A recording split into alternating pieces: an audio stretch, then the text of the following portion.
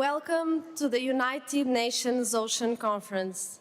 I invite to the stage the Honourable Mayor of Lisbon, Mr. Carlos Moedas, to deliver welcoming remarks on behalf of the City of Lisbon. The floor is yours.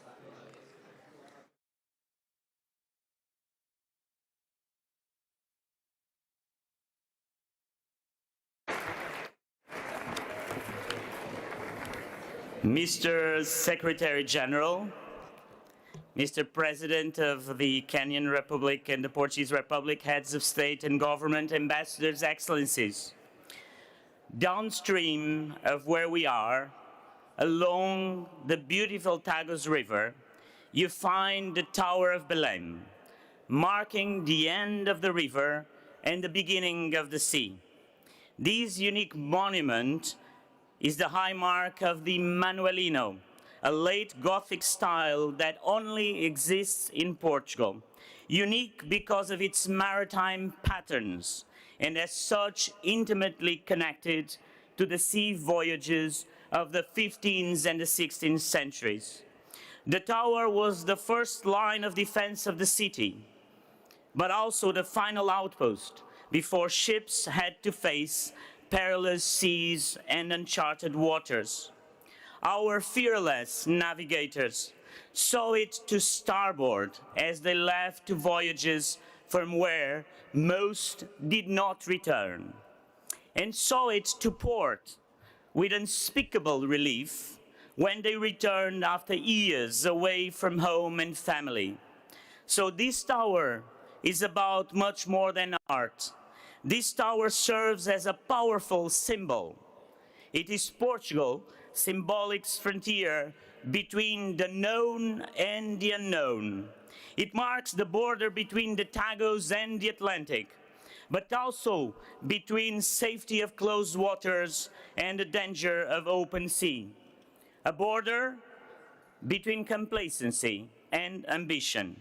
And my wish for all of you, for this conference, is that you keep the Tower of Belém always on your minds as you start the difficult but critical discussions of the coming days.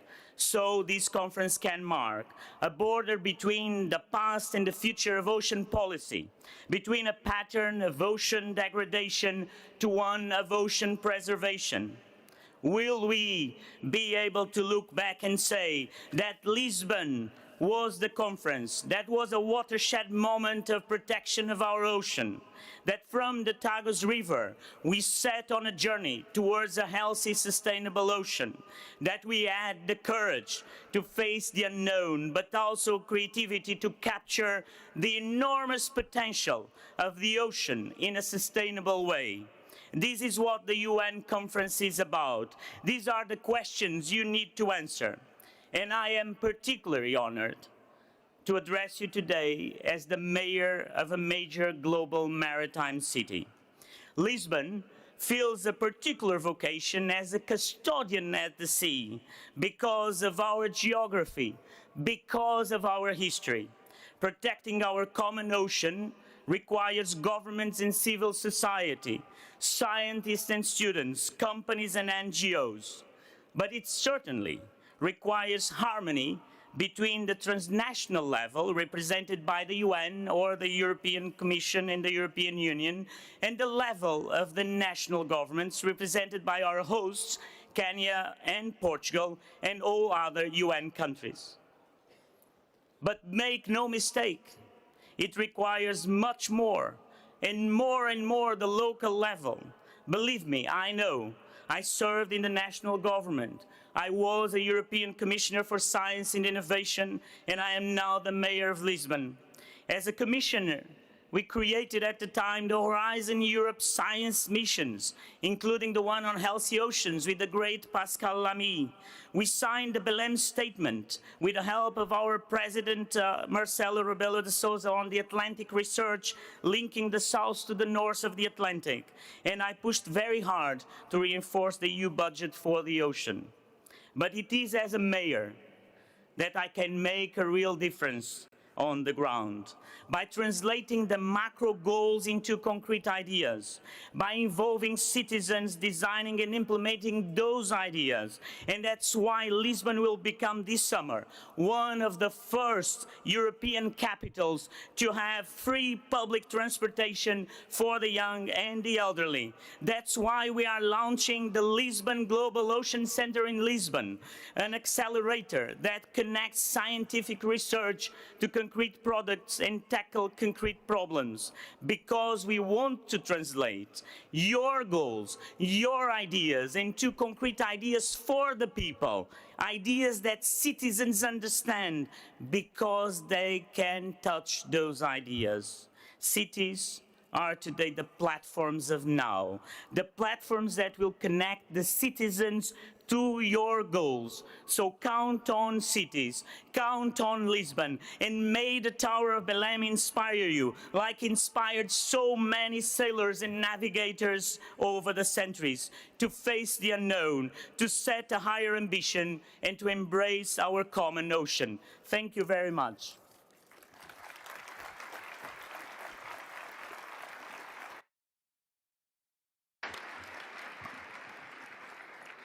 Distinguished heads of state and government, ministers, excellencies, ladies and gentlemen, I declare open the 2022 United Nations Conference to support the implementation of Sustainable Development Goal 14, conserve and sustainably use the ocean, seas and marine resources for sustainable development. I call to order its first plenary meeting.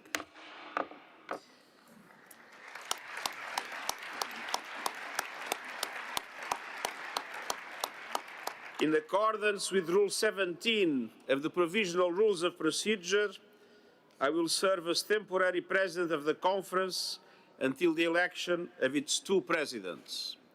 And I promise this will be the only bureaucratic part of this conference. I should like to extend a warm welcome to all of you, and I'm looking forward to a successful and productive conference.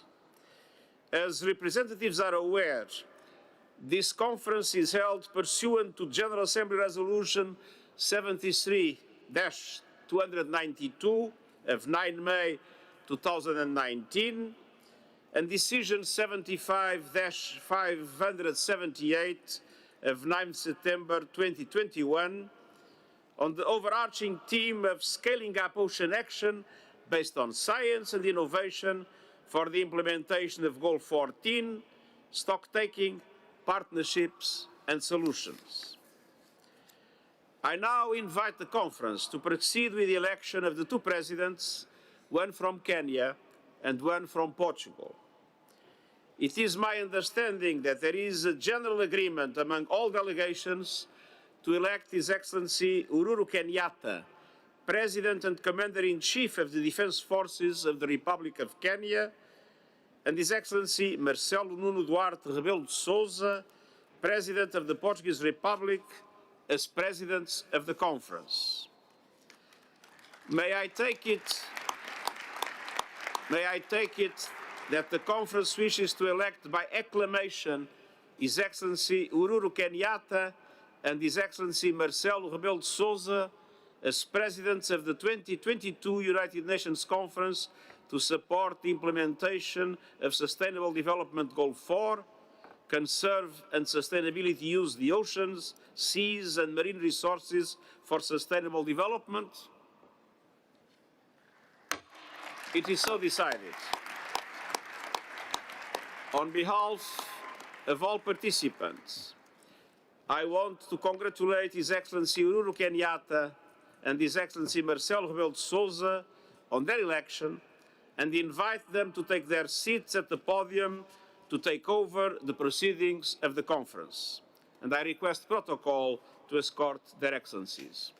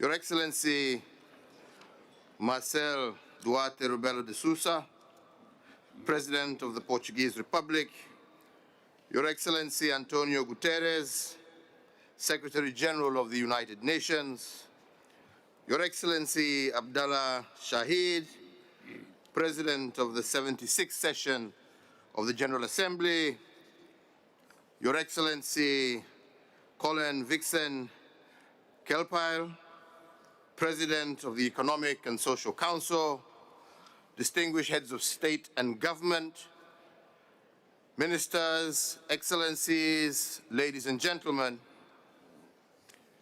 it is indeed an honor and a privilege for me to have been elected President of the 2022 United Nations Conference to support the implementation of Sustainable Development Goal number 14, which is to conserve and sustainably use the oceans, seas, and marine resources for sustainable development, and this together with His Excellency Marcel Rebelo de Sousa of the Portuguese Republic. It is therefore my pleasure to invite His Excellency Marcel Rebelo de Sousa, President of the Portuguese Republic and President of this conference, to make an opening statement.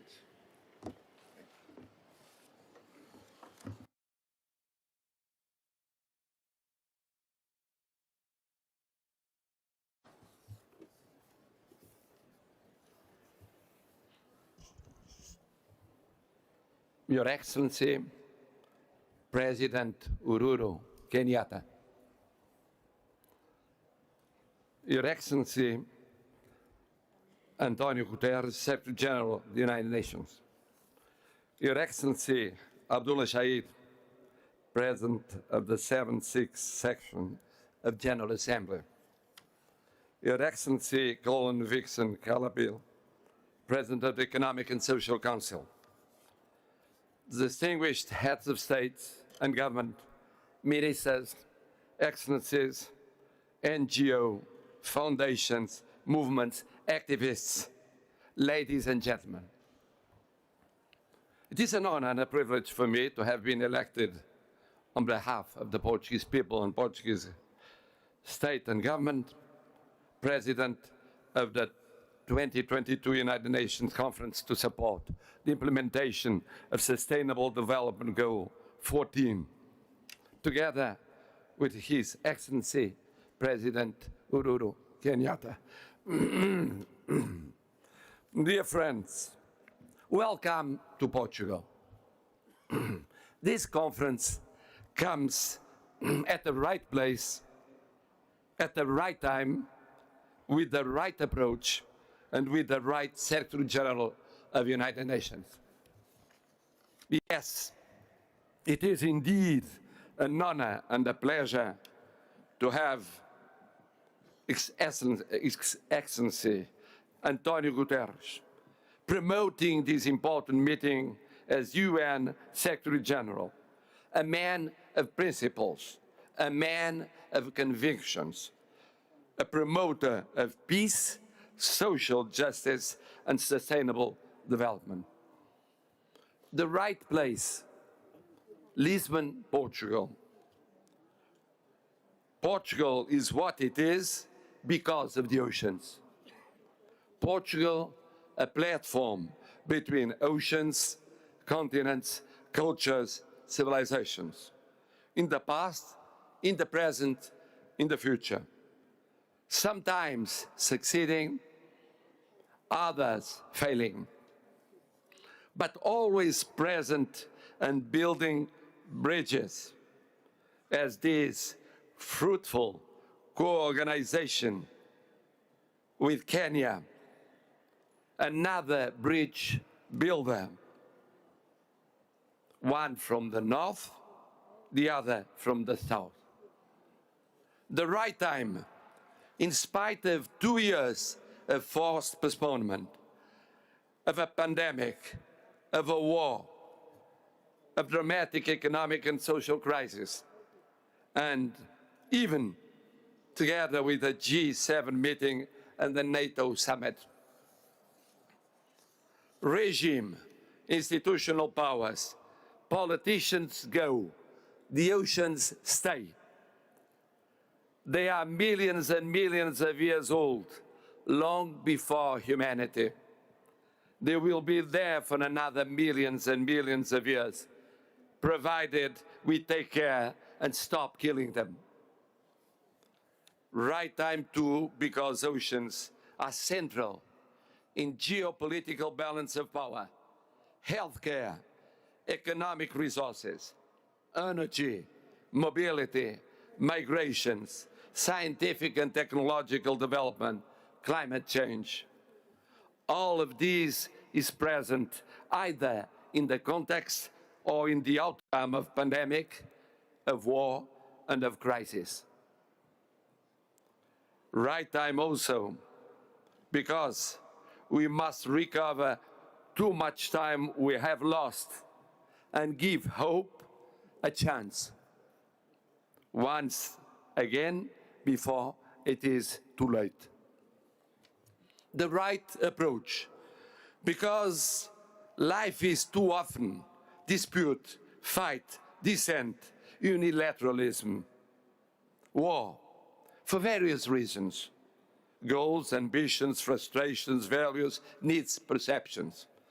But life is also and must be convergence, dialogue, tolerance, multilateralism, international institutions, global cooperation in common priorities.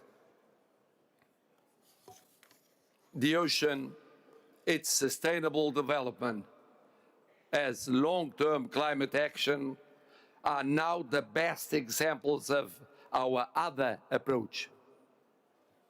So vital for so many states and so many people all around the world, forgotten or minimized by the mediatic leading narrative of the so-called first world, the wealthiest and privileged one, and vital for those younger generations that will in any case lead the future, and that spoke in a youth and innovation forum yesterday, expecting their voices to be heard during this conference. Excellencies, the right time, the right place, the right approach. The right place, Lisbon, Portugal. The right time when the urgency of the pandemic or the war cannot be the excuse for forgetting the long-lasting structural challenges and their effect on our short-term, intense, unidimensional day-by-day living. The right approach, having to deal with avoidable and unavoidable dissents and wars, always hoping to overcome them by peace, but believing in and fighting for a more cooperative world. As the agreements achieved in these last years and mostly in these last months showed, as the talks preparing the outcome of this conference showed, this must be the conference of deconfinement and ambition. At the right place, the right time, the right approach. Here we are today. Be welcome, feel at home. Thank you very much.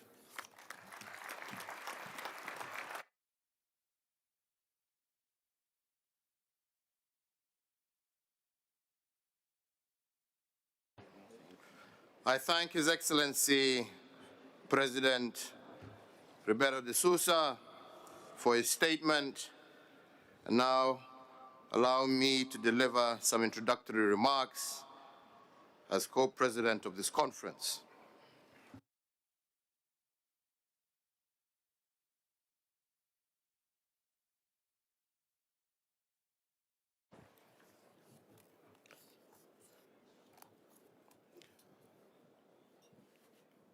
Your Excellency, President Marcelo Rebelo de Sousa, President of the Republic of Portugal, and our gracious host, Your Excellencies, Heads of State and Government, Your Excellency Antonio Guterres, Secretary General of the United Nations, Your Excellency Abdallah Sharif, President of the General Assembly, Your Excellency Colin Kepael, President of the Economic Social Council, Your Excellency Liu Zhengmin, Secretary General of the Conference, Your Excellency Ambassador Peter Thomas, United Nations Secretary General's Special Envoy for Oceans, Honorable Ministers, distinguished guests, ladies and gentlemen, let me say that it gives me great pleasure to join the President of Portugal to welcome you to the second UN Oceans Conference, which Kenya is honored to co-host with Portugal. I want to thank His Excellency President Marcelo Rebelo de Sousa and the government of Portugal for the excellent preparations to host us here in Lisbon. Your Excellencies, ladies and gentlemen, as you all know, this conference was scheduled to be held in 2020, but had to be postponed because of the COVID-19 pandemic. I want to thank all of you for your patience and also for joining us today in Lisbon. The first UN Oceans Conference, which was hosted by Sweden and Fiji in 2017, raised an alarm on the urgent need to scale up action on the SDG 14 to conserve and sustainably use oceans, seas, and marine resources for sustainable development. It is our expectation, therefore, that this conference will shift gear from proposals to action. Action that is driven by science, technology, and innovation. We expect to hear about solutions, examples of nature-based solutions. We expect to understand the linkages between oceans, climate change, and land-based action, such as pollution. And of great interest to most of us, ladies and gentlemen, is that we expect to leave Lisbon with a clear understanding of financing options and pathways. We note with concern that the SDG 14 is the most underfunded of all the 17 SDGs. So, Your Excellencies, ladies and gentlemen, the ocean is the most underappreciated resource on our planet. Most of us do not comprehend just how central the ocean is to human existence. And for this, let me just cite a few examples which underscore why we are in this meeting today. Our oceans cover 70% of the global surface, and 3 billion people depend on marine and coastal biodiversity. The ocean is home to about 80% of all life in the world, and it supplies nearly half of the oxygen we breathe, and 90% of the world's goods are traded across oceans, and this list goes on and on. But human action has put ocean systems under immense stress. We dump more than 8 million tons of plastics into the oceans each year, sickening and contaminating at least 700 species of marine life. We're also threatening the stability of fish populations through illegal, unreported, and unregulated fishing, and are altering and destroying marine ecosystems through dumping of toxic wastes into the waters. Poor management of the ocean has reduced the ocean's natural ability to restore itself. And I find it quite surprising that we would put such a critical resource at risk. But yet, if we manage the ocean more sustainably, it could produce as much as 6 times more food, generate 40 times more renewable energy than it currently does, and help lift millions of people across the globe out of poverty and increase economic as well as environmental resilience. Ladies and gentlemen, in the ocean, therefore, lies great risk as well as great opportunity. The burden of choice lies with each and every one of us. Over the last decade, we have accumulated sufficient knowledge of all the risks and opportunities and deepened our understanding of actions that we should take. The 2018 Sustainable Blue Economy Conference, which Kenya hosted together with Canada and Japan, highlighted untapped opportunities in enhancing marine technology and innovation, and the strengthening science and research to generate evidence-based policies. The conference also underscored the urgent need to mobilize financing from both public and private sources. The high-level panel for a sustainable ocean economy, where I serve as a member, has also developed a path-breaking set of ocean transformations, where environmental protection and conservation, sustainable economic production, and equitable prosperity go hand in hand. The high-level panel has commissioned a compendium of evidence-based reports, including reports on addressing plastic pollution, financing the ocean economy, and making the benefits from the ocean economy equitable. So, ladies and gentlemen, our actions are not commensurate with the threat that faces the oceans. We urgently need to build an ocean-based economy where effective protection, sustainable production, and equitable prosperity go hand in hand. These actions must be taken collectively because the ocean is a global common good. 2/3 of our global waters lie in areas beyond national jurisdiction of economic zones. Action or lack of action in one sea will have a positive or negative effect on other seas. Success in managing our global aquatic resource therefore requires and hinges critically on all of us working together. We need, ladies and gentlemen, to build political momentum towards ocean climate action as we head for the 27th session of the UN Climate Conference in Sharm el-Sheikh in Egypt in November of this year. We can no longer continue to make commitments that we cannot honor. Excellencies, ladies and gentlemen, as I conclude, let me stress the importance of engaging all stakeholders. The youth, for example, must be our torchbearers on ocean action, and they need a front row seat in this discussion.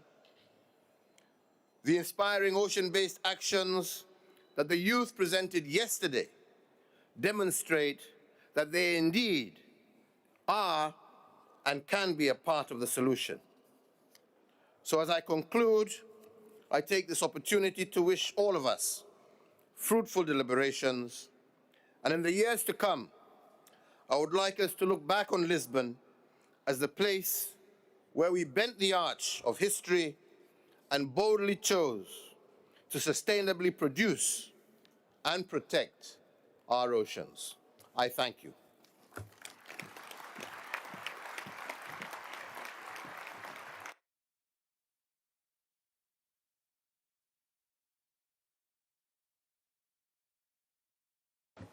Thank you very much.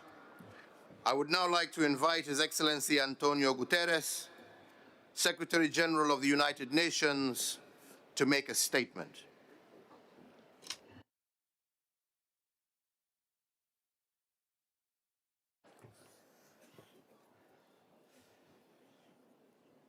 Excellencies, distinguished delegates, dear friends, all protocol observed. Allow me, in my own city and in my own country, to say a few introductory words in my own language.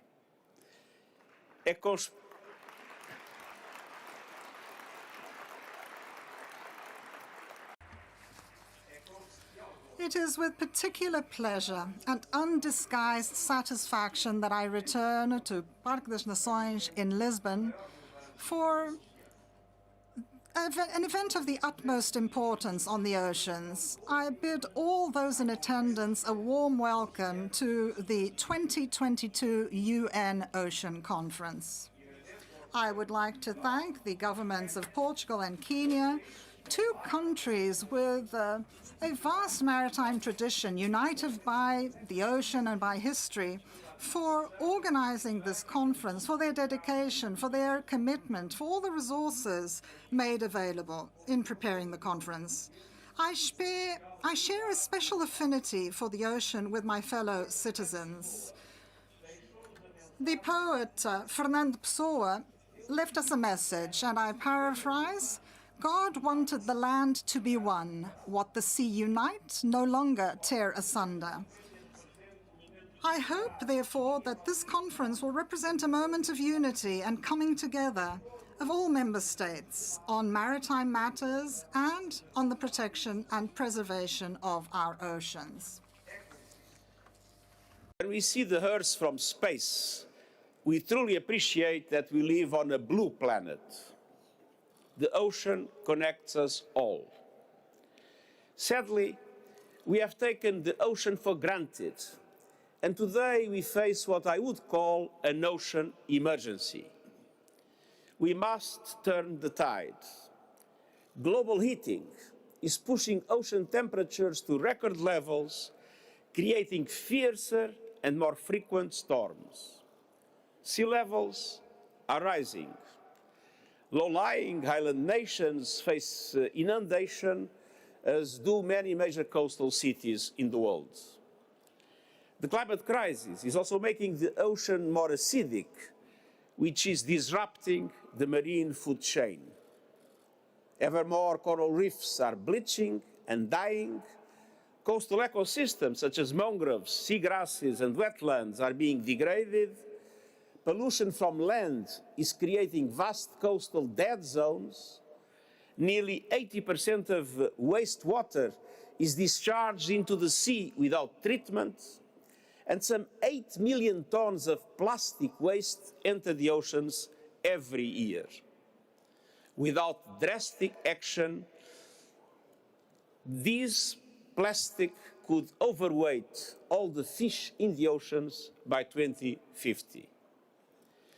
Plastic waste is not found in the most remote areas and is now found in the most remote areas and deepest ocean trenches.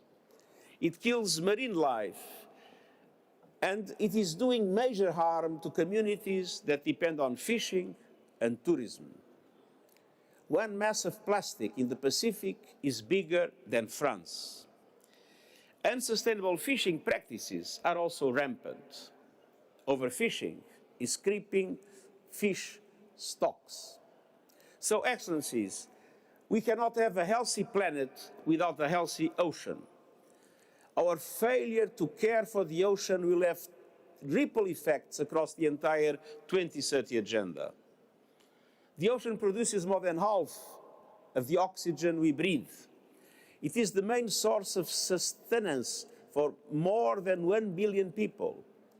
And industries relating to the ocean employ some 40 million people, and a healthy and productive ocean is vital to our shared future. 5 years ago, at the last United Nations Ocean Conference, we issued a call for action to reverse the decline in ocean health and to restore the productivity, resilience, and ecological integrity. And since then, many communities have come together to protect the marine resources they depend on. International partnerships have been working to create marine protected areas for the recovery of fisheries and biodiversity. And where sound management has been undertaken, fisheries have rebounded.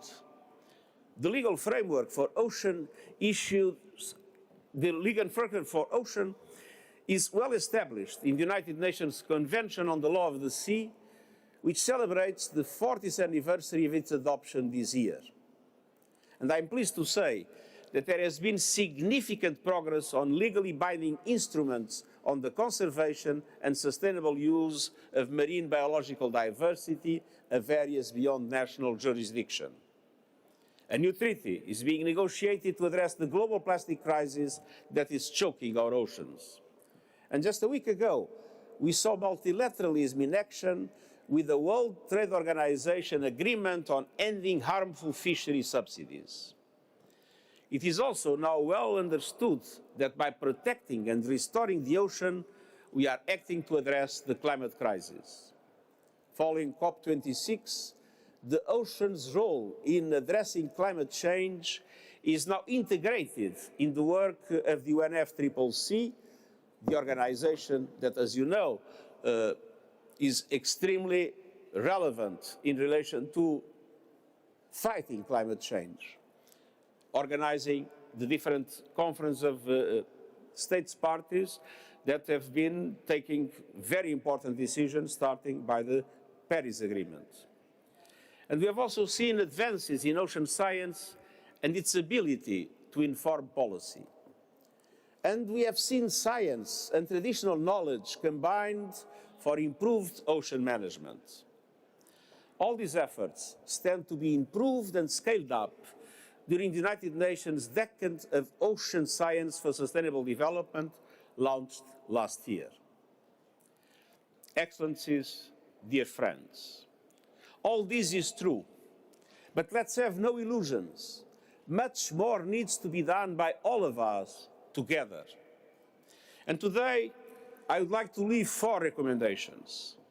First, I urge all stakeholders to invest sustainable ocean economies for food, renewable energy and livelihoods. And that entails new levels of long-term funding. Sustainable Development Goal 14 receives the least of any of the SDGs.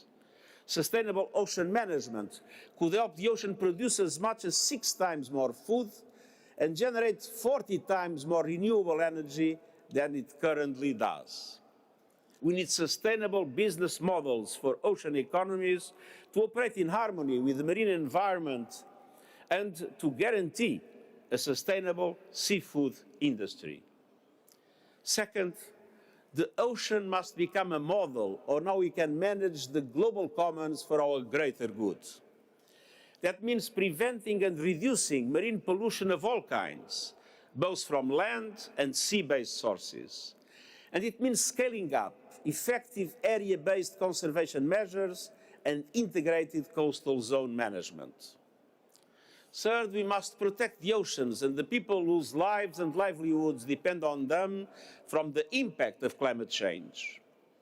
All new coastal infrastructure, investments from cities and villages to port installations should be climate resilient.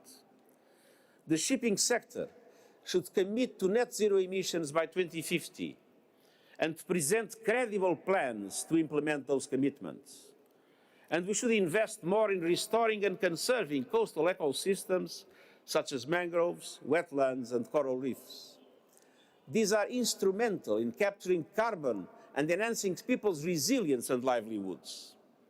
Finally, I invite all to join the initiative I recently launched to achieve the goal of full early warning system coverage in the next 5 years. We will target efforts to reach coastal communities and those whose livelihoods depend on early warning at sea. Fourth, we need more science and innovation to propel us into a new chapter of global ocean action. I invite all to join the goal of mapping 80% of the seabed by 2030. And I encourage the private sector to join partnerships that support ocean research and sustainable management. And I urge governments to raise their level of ambition for the recovery of ocean health. I commend those that have registered voluntary commitments, and each one matters. And I hope to see more pledges on ocean action this week and beyond. Excellencies, I began with a Portuguese quote.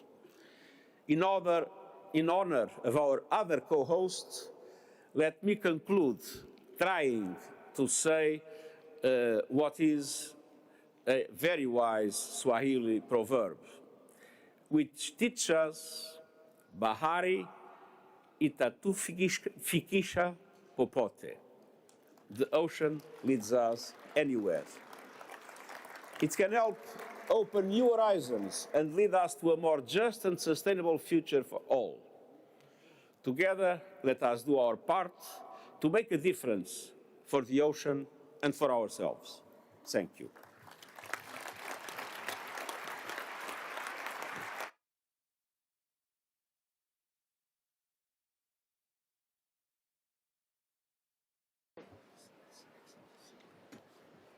I thank the Secretary General of the United Nations for his statement, and I now invite His Excellency Abdallah Shahid, President of the 76th session of the General Assembly, to make his statement.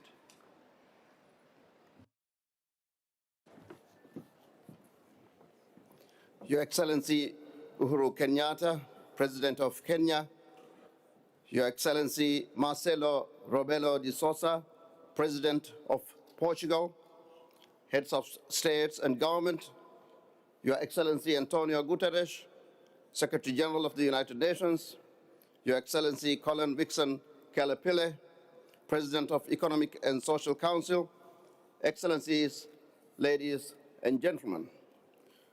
I wish to commend our co-hosts, Portugal and Kenya, for their unwavering commitment to the ocean protection and conservation, and express my gratitude for the opportunity to join you. President Kenyatta, it is heartening to see your leadership on all aspects of environment issues. President de Sousa, thank you for your hospitality, your leadership, and your generous welcome to this beautiful country.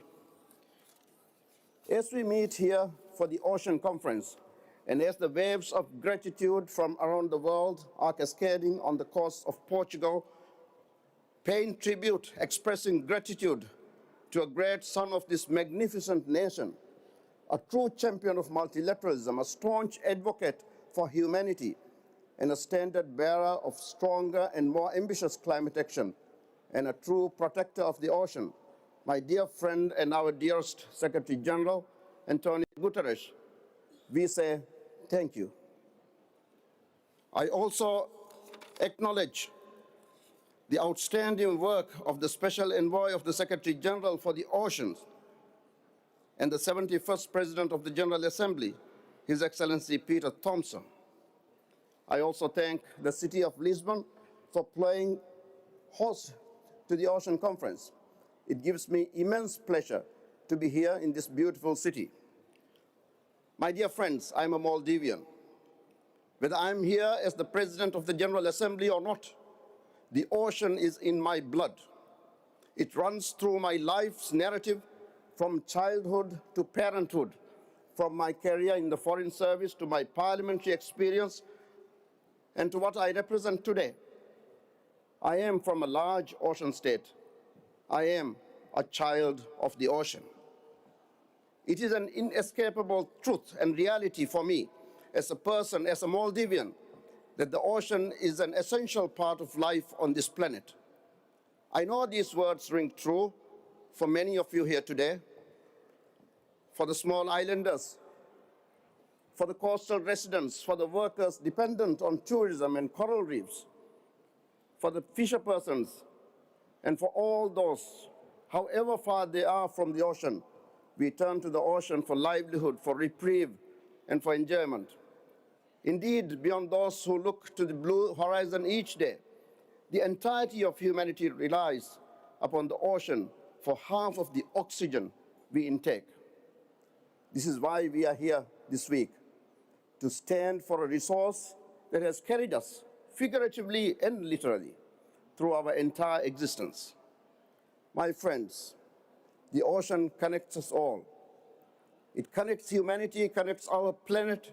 There is no context where we live on this planet without it.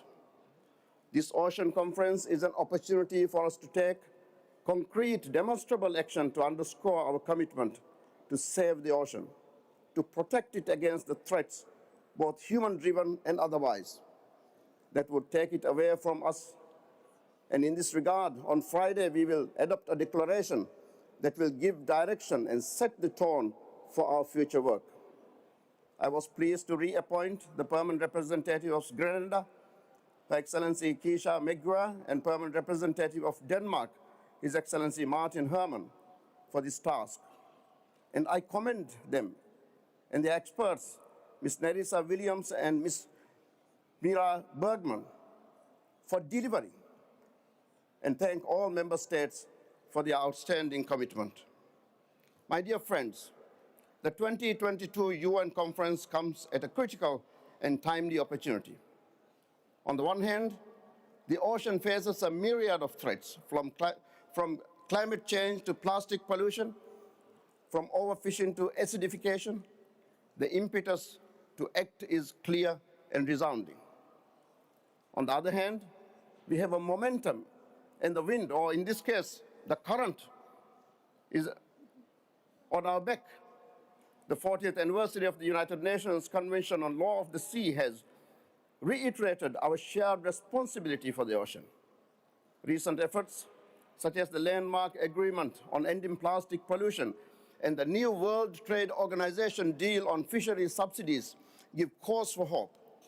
And there is optimism towards an international legally binding instrument on the conservation and sustainable use of marine biological diversity of areas beyond national jurisdiction. Solid partnerships across all stakeholders are being established and strengthened, as I witnessed in Palau earlier this year at the Our Ocean Conference. We have a strong foundation to build upon. Here in Portugal, the Ocean Conference can set the tone for what needs to be done. We can help to identify and define key areas of science-driven ocean action and to outline policies to be implemented by governments to deliver on change. We can highlight the contributions of female scientists to the study and protection of the ocean and commit to bring a stronger gender perspective to our work. I met yesterday with a group of women leading on this field, and I was impressed and inspired by their work. Women scientists represent, on an average, 38% of researchers in ocean science. While this is 10% higher than science in general, still it is not enough. We can also harness the energy, the passion, and the commitment of young people in our work. We need your ideas and your creativity now more than ever. The Ocean Conference can also strengthen the links between our efforts here and those on climate change, biodiversity, land degradation, and drought. What is happening in each of these areas has a direct impact on the ocean and vice versa. The excessive growth of sargassum, which I had opportunity to see firsthand during my recent visit to Dominican Republic, is such an example. Global warming, rising water temperatures, and pollutants favor the excessive growth of sargassum, and this is in turn affecting marine ecosystems, flood beaches, and threatens the economic recovery of countries that rely heavily on tourism. This complex problem, as well as the many other challenges faced by the oceans, call for the holistic approach on that note. And I commend the organizers for their choice of the theme and the focus on science and innovation. Human ingenuity has delivered us wonders and remarkable advances. We must lean into this. There is a future where sustainable ocean tourism drives economies and yet does not harm, where renewable energies, including ocean-based systems, reduce carbon emission and protect vital ecosystems, where circular economies thrive and our production and consumption does not degrade the world around us. We know that science and ingenuity can deliver. As I heard yesterday from women scientists, to ensure we come together to protect the ocean, we should all leave this conference standing with one hand up and the other hand down. One hand up to reach for success, pulling ourselves up and improving in every action we take. The other hand down to pull up others along with us. Excellencies, ladies and gentlemen, let us not fall prey to short-sightedness or lack of ambition. Let us invest in, trust in, and act upon science. Let us protect the ocean. Let us leverage its power, relish its beauty, cherish its diversity, and ensure its health and longevity. Let us save the ocean. Let us save humanity. Let us save the planet. I thank you.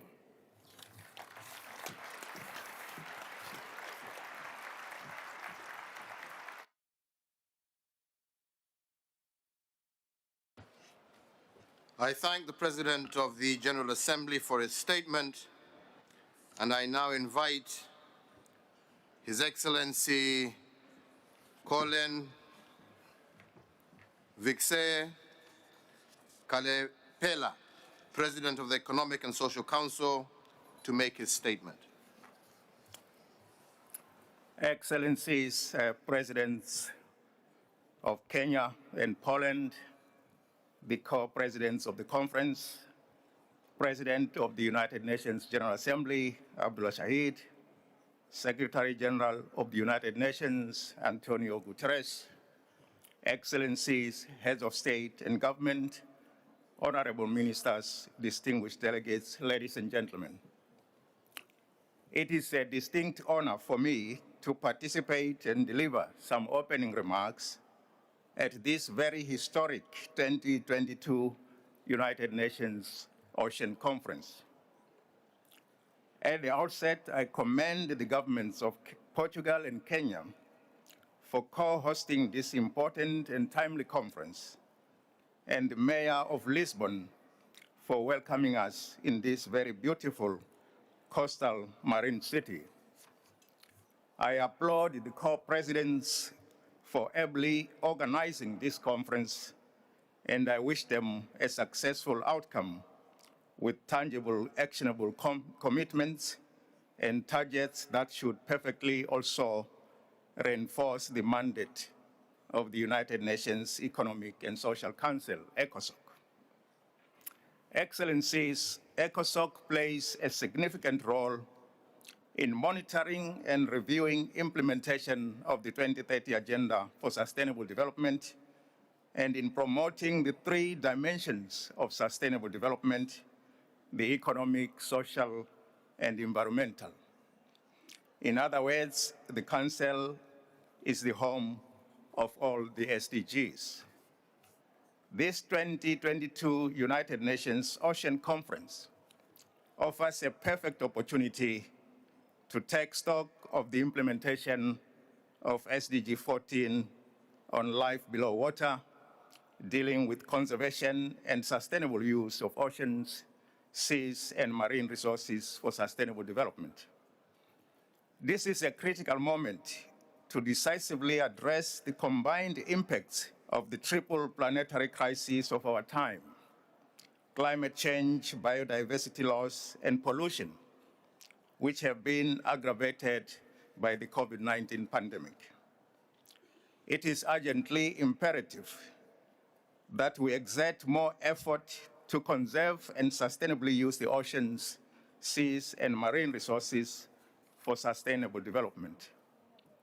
Healthy and well-managed oceans, seas, and marine resources are fundamental to saving our planet and supporting our livelihoods and prosperity for all, as well as the survival of all other species. Our well-being is inextricably linked to the health and sustainable productivity of our oceans, as more than 3 billion people, as alluded by the co-president Uhuru Kenyatta, rely on oceans for their livelihoods. The world's oceans contribute to poverty eradication, sustained economic growth, global trade, and food security. Notwithstanding these benefits, inconsiderate human activities are increasingly undermining the health and productivity of the oceans and our environment, and thus escalating the climate crisis. As highlighted in the recently released report of the Secretary General on progress towards the Sustainable Development Goals, the world's oceans and seas continue to rapidly deteriorate due to increasing acidification, eutrophication, and plastic waste, endangering the planet's largest ecosystem and billions of livelihoods, with small-scale fisher communities the hardest hit. Our own activities in response to the COVID-19 pandemic have also worsened the health of the oceans, with plastic waste having steadily infested the world's oceans as a result of increase in single-use plastic, primarily from medical waste. Excellencies, against this backdrop, I am pleased that we are gathered here today to reflect on ways we can join hands and strengthen conservation and sustainable use of oceans. I am optimistic that inclusive discussions of this nature, involving world leaders and policymakers, scholars, experts, scientists, activists, youth and civil society, and other stakeholders, can contribute to safeguarding oceans' health and chart a new path for their conservation and sustainable use. Above all, the outcomes of this conference will assist in sharing experiences and useful ideas to mobilize oceans action, generate new and much more ambitious commitments, strengthen and forge new partnerships that promote science-based innovative solutions. Your Excellencies, the High-Level Political Forum on Sustainable Development, the HLPF, that I will convene soon after this conference from the 5th to the 15th of July in New York under the auspices of ECOSOC, will undertake an in-depth review of, among others, SDG number 14. This will be the second time that this goal is being reviewed in depth after its initial review in 2017, when the first UN Ocean Conference was held. This conference is therefore very important and timely because it will provide essential inputs to this year's HLPF. The High-Level Political Forum will focus in particular on the interlinkages and synergies between SDG 14 and other goals. As you would be aware, this year's ECOSOC and HLPF theme is Building Back Better from Coronavirus Disease or COVID-19, while advancing the full implementation of the 2030 Agenda for Sustainable Development. The review of SDG 14 is also significant, given the devastating impact the COVID-19 pandemic has had on oceans-based economies, fisheries, aquaculture, and tourism. The implementation of SDG 14 depends on reimagining the human relationship with the oceans. This, in turn, depends on building oceans awareness through mobilizing public concern, including by fostering ocean literacy and local action. I believe that a more universal concern for oceans' health and the common benefits that can be derived from healthy and productive oceans may also assist to address the existing funding gap for ocean action. I hope that the deliberations at this conference will reinvigorate commitments, partnerships, and action towards SDG 14 and strengthen science policy interface to support sustainable oceans management. In addition, several VNR countries, I skipped. Your Excellencies, the voluntary national reviews, the VNRs that are presented at the HLPF are an important mechanism for sharing knowledge and peer learning in the implementation of the SDGs. I am encouraged that recent VNRs highlighted the importance of conserving marine ecosystem and biodiversity. I am gratified that this year 44 countries have emphasized the commitment to reducing plastic waste and marine litter in addressing the problem of microplastic. In addition, several VNR countries have noted the need to strengthen institutional capacity in the area of marine science and the blue economy, and the need to protect fisheries resources. As President of ECOSOC, I will continue in the remainder of my tenure to ensure that the Council remains a useful forum and be used for more sustainable future and development. Let me close, co-presidents, by reassuring that the Council remains at your disposal to serve as an inclusive platform in addressing the myriad of challenges we face today and in the future. And I thank you very much for your kind attention.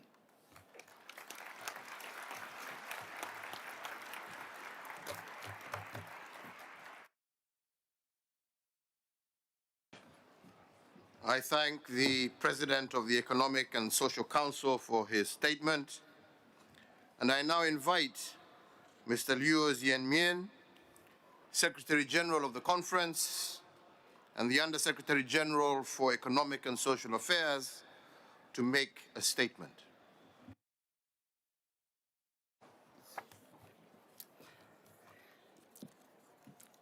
Your Excellency, Mr. President of the Portuguese Republic, Your Excellency, Mr. President of the Republic of Kenya, Mr. Secretary General of the United Nations, distinguished heads of state and government, honorable ministers, excellencies, distinguished delegates, distinguished guests, and all stakeholders, ladies and gentlemen.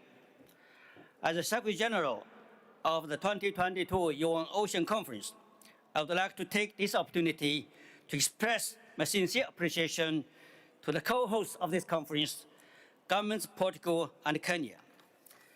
They have worked tirelessly and under very difficult circumstances over the past 3 years to make this important conference a reality. I would like to thank the Secretary General Guterres for his inspiring words just delivered at this opening of the conference.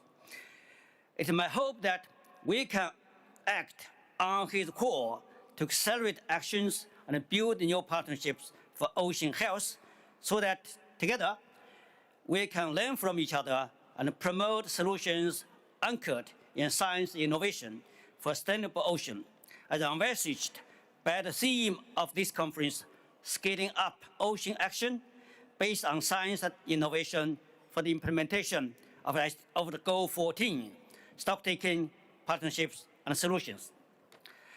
I would also like to thank the President of the UN General Assembly and the ECOSOC President for their guidance and support for the preparation of this conference.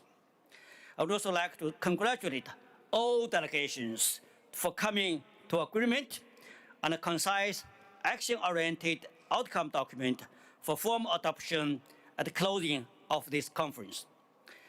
I would especially like to thank Her Excellency Ambassador Keisha McCurry, Permanent Representative for Grenada to the United Nations, and His Excellency Ambassador Martin Herman, Permanent Representative of Denmark to the United Nations, for their able stewardship of this important milestone document entitled Our Ocean, Our Future, our responsibility.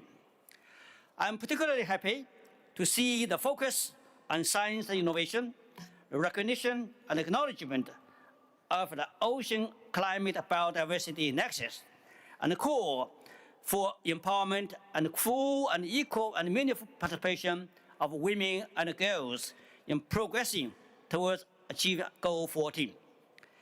Distinguished delegates, not only are we falling behind in our quest to achieve Goal 14, but we are also still suffering from an uncertainty and the after effects of the global COVID-19 pandemic. We should be confident that while every crisis, the path to recovery provides opportunity. We must take opportunity offered by the COVID-19 recovery to put in place the actions and policies needed for a more sustainable ocean, to build more equitable blue economies that promote the well-being of all people in long term. Therefore, I urge all your delegations to make your commitments and pledges to enrich the registry of voluntary commitments that is managed by UNDESA, the United Nations Department of Economic and Social Affairs. These commitments are key to stemming the declining health of the ocean. Every step counts. Every commitment, however small, matters.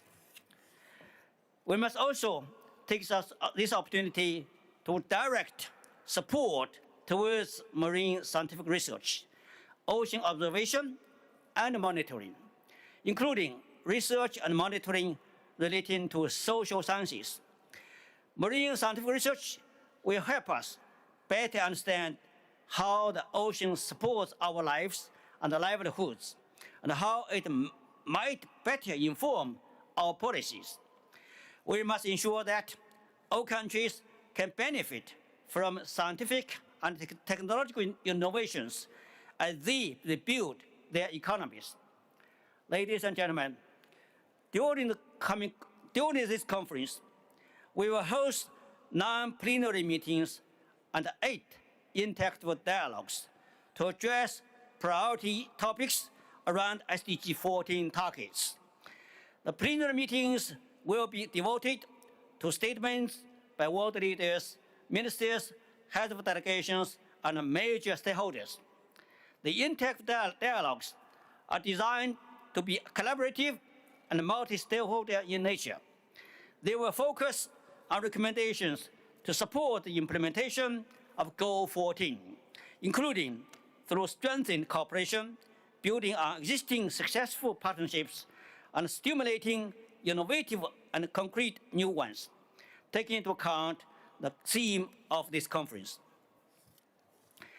Distinguished delegates, we hope that you will come to Lisbon with your vision and commitment, and you will leave Lisbon having made many new friends, widened your knowledge, and formed innovative ideas for new partnerships that can help all of us accelerate progress towards Goal 14.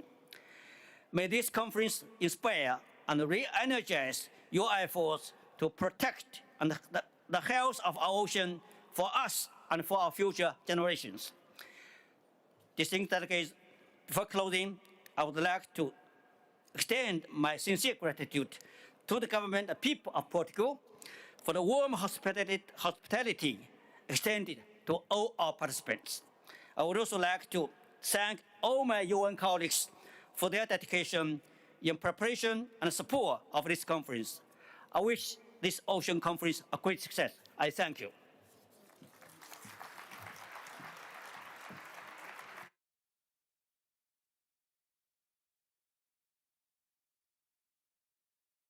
I thank the Secretary General of the Conference for his statement.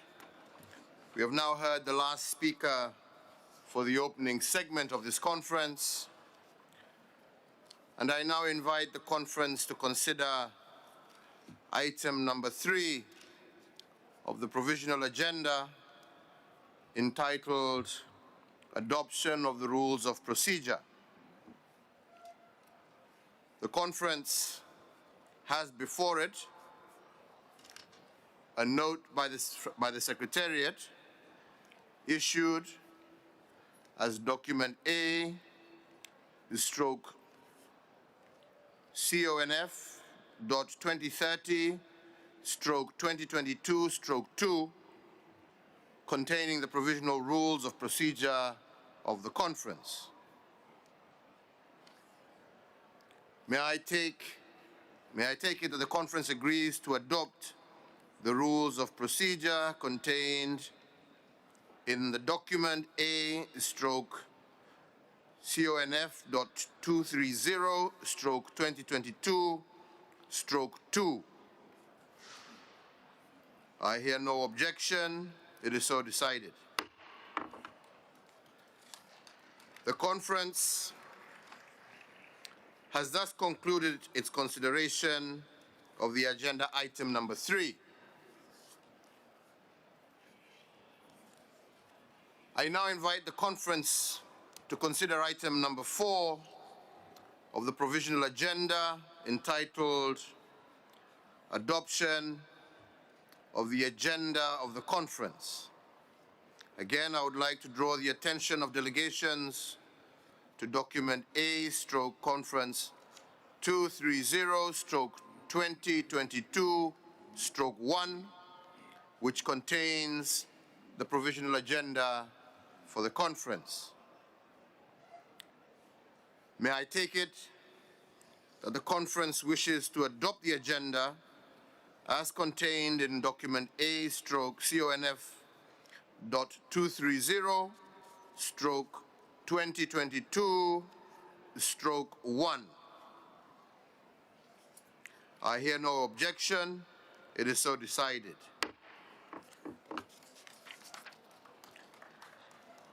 I now invite the conference to consider item number 5 of the agenda, entitled Election of Officers Other than the Presidents. Under Rule 6 of the Rules of Procedure, the conference shall elect from among representatives of participating states, and on the basis of ensuring the representative character of the General Committee, 13 vice presidents, one of whom shall be designated as the Rapporteur General. With regard to the election of the vice presidents, I have been informed that there is general agreement among delegations to elect the following countries.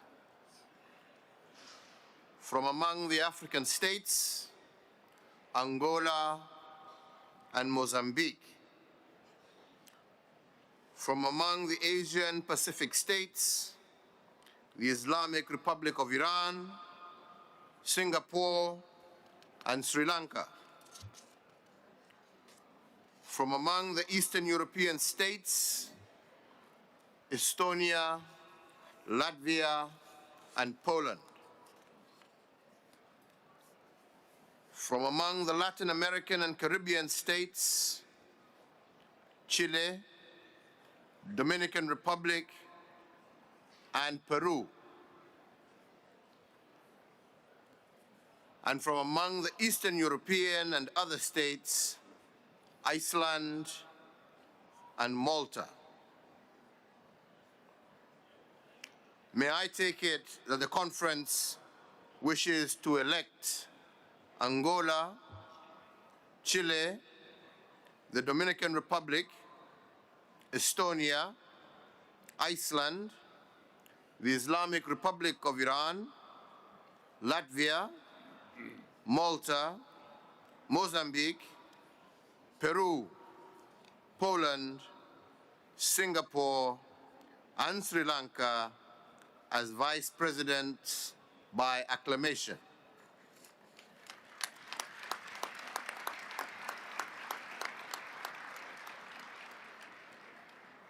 It is so decided. On behalf of the conference, I congratulate the Vice Presidents on their election. Also under this item, and in a letter dated 24th June 2022, from the Permanent Representative of Kenya and Sweden to the United Nations in New York, addressed to the President of the General Assembly, that was circulated to all permanent representatives and permanent observers to the United Nations in New York, the Presidents would like to propose that the conference elect 2 ex officio vice presidents from Kenya and Portugal. May I take it that the conference wishes to elect Kenya and Portugal as ex officio vice presidents?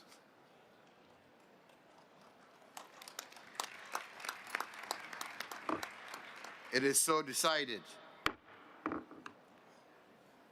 I now invite the conference to proceed with the designation of the Rapporteur General of the conference. I have been informed that there is general agreement to designate Her Excellency Maria de Jesus de Reis Ferreira, Permanent Representative of Angola to the United Nations in New York, as Rapporteur General of the conference. May I take it that the conference wishes to proceed accordingly? I hear no objection. It is so decided.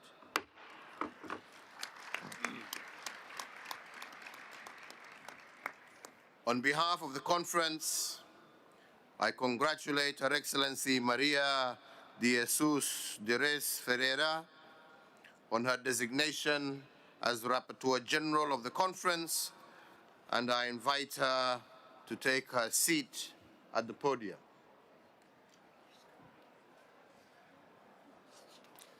Thank you. The conference has thus concluded its consideration of agenda item number 5.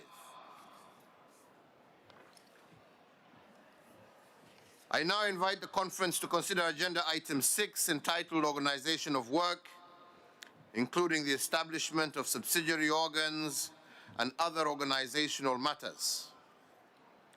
The conference has before it a note by the Secretariat entitled Organizational and Procedural Matters, contained in document A/CONF.230/2022/3. May I take it that the conference wishes to approve the organization of work set out in document A/conference.230/2022/3? I hear no objection. It is so decided. In relation to the 8 interactive dialogues, I would like to inform the conference that in accordance with the mandate provided to us by the General Assembly Resolution 73/292, the Presidents have appointed the following co-chairs. His Excellency David Parker, Minister of Environment and Minister of Oceans and Fisheries of New Zealand, and Her Excellency Flavian Joubert, Minister of Environment, Energy and Climate Change of the Seychelles, as co-chairs of the Interactive Dialogue on Addressing Marine Pollution. His Excellency Abrao Vincent, Minister of the Sea of Capo Verde, and His Excellency Espen Barth Eide, Minister of Climate and Environment of Norway, and as co-chairs of the Interactive Dialogue on Promoting and Strengthening Sustainable Ocean-Based Economies, in particular for small island developing states and least developed countries. Her Excellency Tanya Pilsberg, Minister of Environment and Water of Australia, and Her Excellency Xiamen Fuertes, Vice President of Foreign Affairs of Chile, as co-chairs of the Interactive Dialogue on Managing, Protecting, Conserving, and Restoring Marine and Coastal Ecosystems.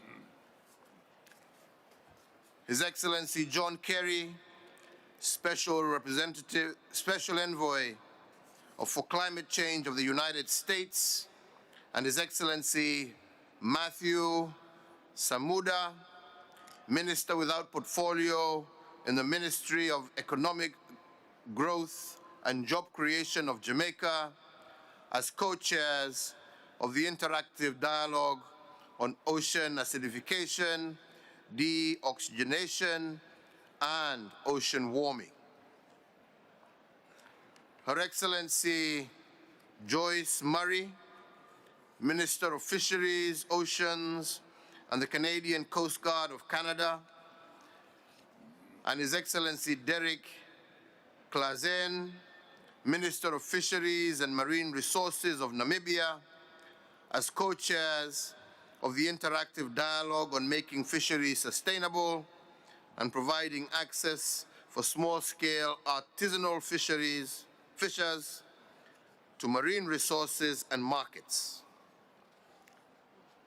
Her Excellency Amelia de Montchamp, Minister of Ecological Transition and Territorial Cohesion of France, His Excellency Franz Tachebak, Minister of Environment and Energy of Costa Rica, as co-chairs of the Interactive Dialogue of Increasing Scientific Knowledge and Developing Research Capacity and Transfer of Marine Technology.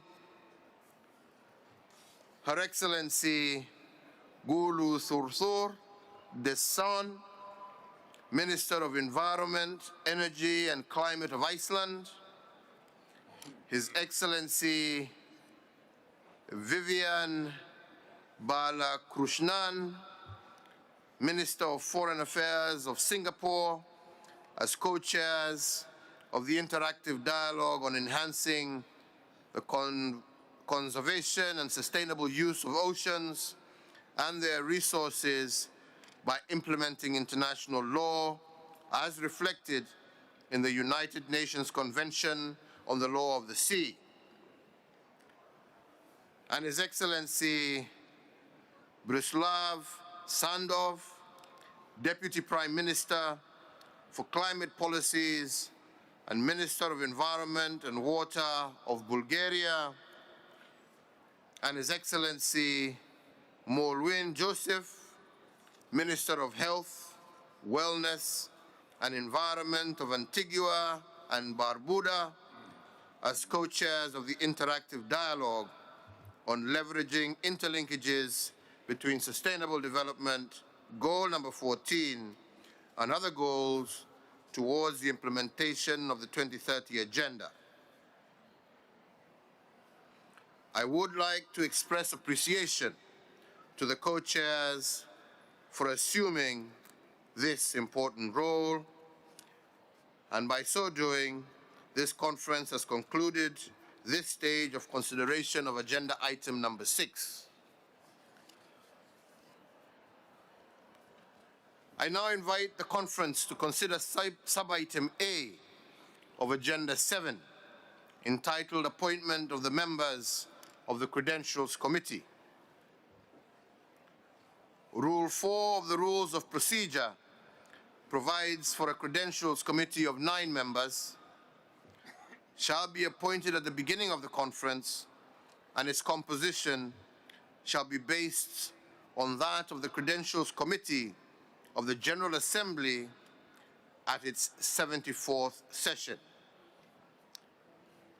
The following states were members of the Credentials Committee of the 74th session of the General Assembly, and they are Barbados, Botswana, China, Mauritius, Nepal, Russian Federation, San Marino, the United States of America, and Uruguay.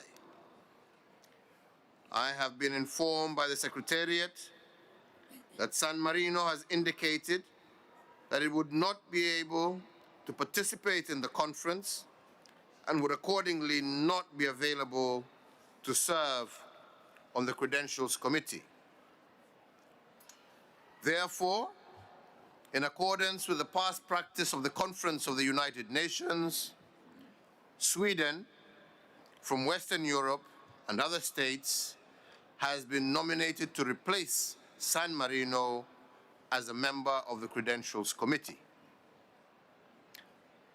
May I therefore take it that the conference wishes to appoint Barbados, Botswana, China, Mauritius, Nepal, Russian Federation, Sweden, United States of America, and Uruguay as members of the Credential Committee of the conference. I hear no objection. It is so decided. Delegates are reminded that in accordance with the rules of procedure of the conference, credentials issued by the head of state or government or by the Minister of Foreign Affairs, or in the case of the European Union, by the President of the European Council or the President of the European Commission, should be submitted to the Office of Legal Affairs, located in the Fernando Pesa Hall of the conference venue, if they have not already been submitted. The conference has thus concluded its consideration of sub-item A of agenda item number 7. Distinguished heads of state and government, ministers, excellencies, ladies and gentlemen, the conference shall now commence its general debate under agenda item number 8, and in accordance with the organization of work of the conference contained in document A/Conference 230/2022/3, statements in the general debate shall not exceed 5 minutes. Speakers with longer statements are encouraged to read a shorter version of their text and to submit the full length of their statement to e-statements-oceans@un.org for posting on the Journal of the United Nations. To assist speakers in managing their time, a timer is being projected on the screen.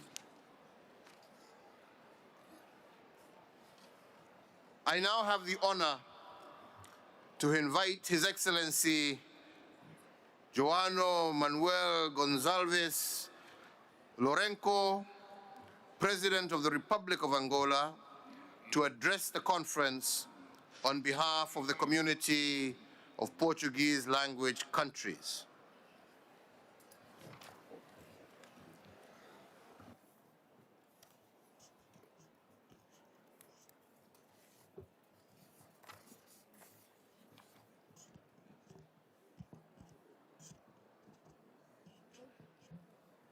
Excelência Marcelo. Your Excellency Marcelo Rebelo de Sousa, President of the Portuguese Republic, Your Excellency Uhuru Muiga Kenyatta, President of the Republic of Kenya, Your Excellency Antonio Guterres, Secretary General of the United Nations, Your Excellencies, Presidents, Heads of State and Government, Your Excellency Abdullah Shahid, President of the United Nations General Assembly, Your Excellency Colin Vixen Kelapile, President of the United Nations Economic and Social Council, honorable heads of delegation and international partners, distinguished guests, ladies and gentlemen. It is with great pleasure that I participate in the second United Nations Conference on the Oceans, during which we will have ample opportunity to address all aspects connected with this topic and seek to understand how things have progressed since the previous event and what future actions are collectively required in order for us to take care of this common good. This is yet another opportunity to review all we have done to ensure that we meet the goals laid down by the United Nations with a view to reducing marine pollution, protecting marine and coastal ecosystems, decreasing ocean acidification, and putting an end to overfishing and illegal fisheries. Excellencies, ladies and gentlemen, the oceans are not merely an important source of wealth for our countries' economies, the economies of the countries whose shores they bathe. They are also important for the mobility of peoples, for the interaction and integration of different cultures, religions, ways and customs of peoples, and also for trade exchanges among nations. Heads of state and government, representatives of the scientific community, of the private sector and civil society at this very summit will, here in Lisbon, seek to find answers to a growing need to implement new paradigms for sustainable use of the manifold resources that the oceans make available to us, which we must seek to exploit in an increasingly sustainable way, thereby preserving them for future generations. The oceans constitute the planet's largest biosphere, and they are linked to a set of benefits for humanity which we must needs safeguard so that future generations enjoy a better quality of life. The sad scenario we deal with today requires urgent action from us. We need to find solutions that reverse the current trends of sea and ocean pollution and unregulated exploitation of marine resources. Excellencies, ladies and gentlemen, at a time when my country is preparing to hold general elections in the upcoming weeks, I nonetheless decided to come to Lisbon to join in the common debate that we will be having here about the oceans, which is a matter of paramount importance for the survival of humanity. The Angolan government has included in its national development plan the legal framework required for activities taking place at sea so as to boost the blue economy by strengthening supervision and the regulation of the use of our marine resources. Excellencies, ladies and gentlemen, the Republic of Angola has a relationship with the Atlantic Ocean that requires constant development of initiatives and seeking of solutions that will allow us to protect it and serve also the interests of our neighboring countries. In light of this, we have been developing actions to extend the limits of our exclusive economic zone and have sought to take the necessary steps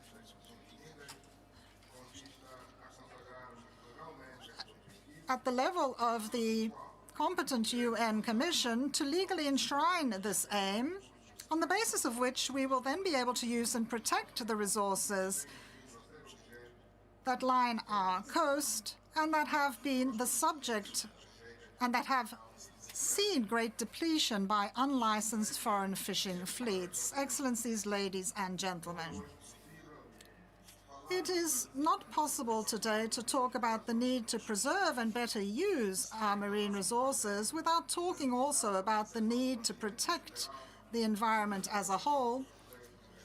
Of course, the degradation of the environment is negatively reflected in our seas and oceans. Global warming is responsible for the melting of the glacial ice caps and has led to a frightening increase in the level of the sea, endangering cities and other settlements along our coastlines worldwide.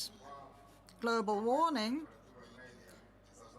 which has led to a rise in the average temperature of ocean waters, is also responsible for a significant increase in the number of cyclones, hurricanes, and tsunamis in the Atlantic, Indian, and Pacific Oceans.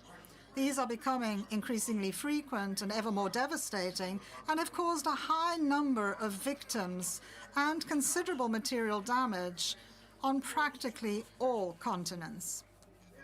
It is our responsibility to take every possible measure to reduce, to the extent possible, the emission of greenhouse gases and protect the ozone layer, thereby protecting the planet also. Angola has taken significant steps in recent years to reduce the flaring of fossil fuels for production of electricity. We privilege the production and transport of energy from hydroelectric sources throughout the country and are committed to ambitious projects for the production of photovoltaic energy in the center, south, and east of our country. The first photovoltaic parks will be inaugurated and their energy injected into the national grid this very month of July. Following the signing a few days ago of an important contract with a German company, we have started to take the first steps in the production of green hydrogen for export from 2024 onwards. In Angola, a great effort has been made to train capable staff that will help the country respond with the required effectiveness and efficiency to issues connected with the main concerns around the oceans. We have therefore partnered up with the EU under the Africa Rise program with a view to addressing the issue of worsening marine pollution, in particular from urban solid waste, plastic, of course, being the biggest problem of all. We have also been paying close attention to wetlands, which are part and parcel of marine and coastal ecosystems. This means protecting and conserving these areas through reforestation and mangrove conservation, with particular emphasis on a campaign which over a period of 8 months led to the planting of 1 million mangroves throughout the Angolan coast. This was possible thanks to the active participation of Angolan civil society, in particular young people who are dedicated to environmental causes. Excellencies, ladies and gentlemen, we are certain that we will not be able to achieve the goals required to protect our marine ecosystem if we do not courageously strengthen the maritime defense and security capacity strongly threatened by groups of modern sea pirates engaged in terrorist activities along major sea routes who seriously threaten international trade and security.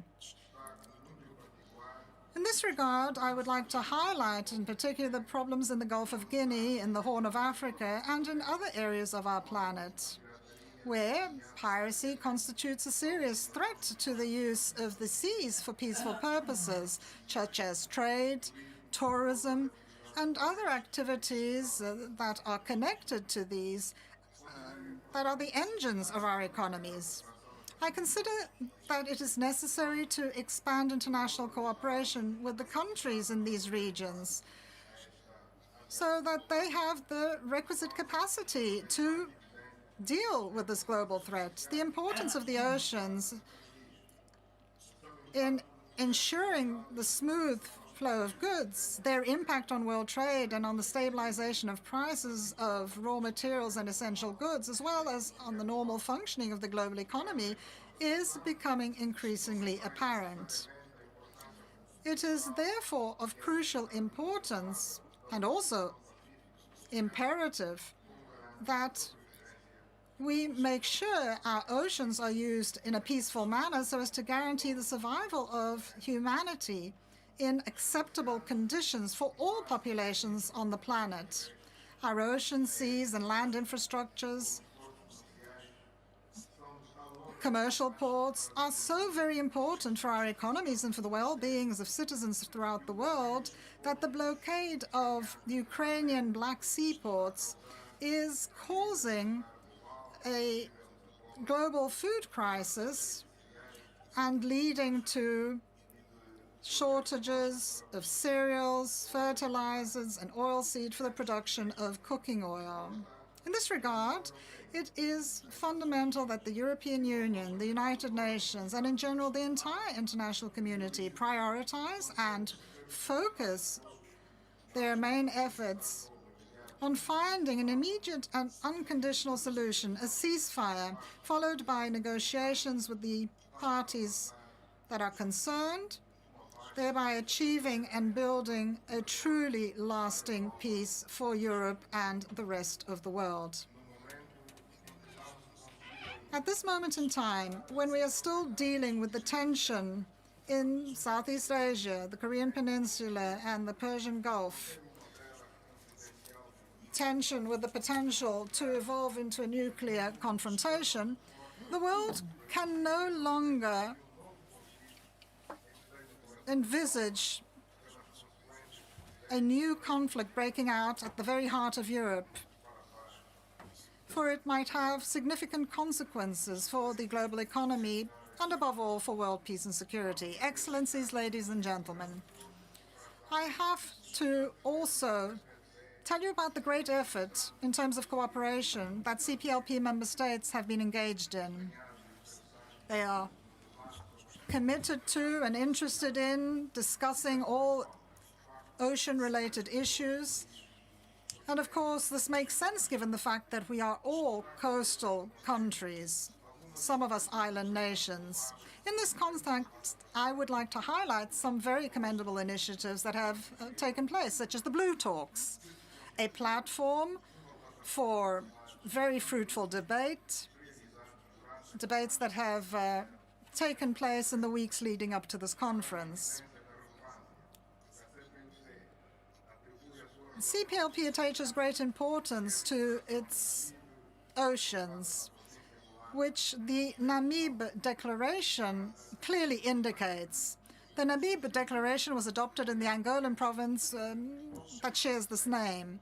It's an important legal document that has been widely discussed among all member states and seeks to establish a platform for cooperation in the promotion of sustainable fisheries and combating illegal, unreported, and unregulated fishing among member states of the CPLP. Excellencies, ladies and gentlemen, allow me to seize this opportunity to thank His Excellency Marcelo Rebelo de Sousa, President of the Portuguese Republic, and His Excellency Uhuru Muiga Kenyatta, President of the Republic of Kenya, for this very important initiative, the holding of this conference, and for the excellent working arrangements and marvelous accommodation accorded to all participating delegations. I would also like to thank the Portuguese authorities and this very hospitable people for the warm welcome extended to us. Thank you all very much for your attention.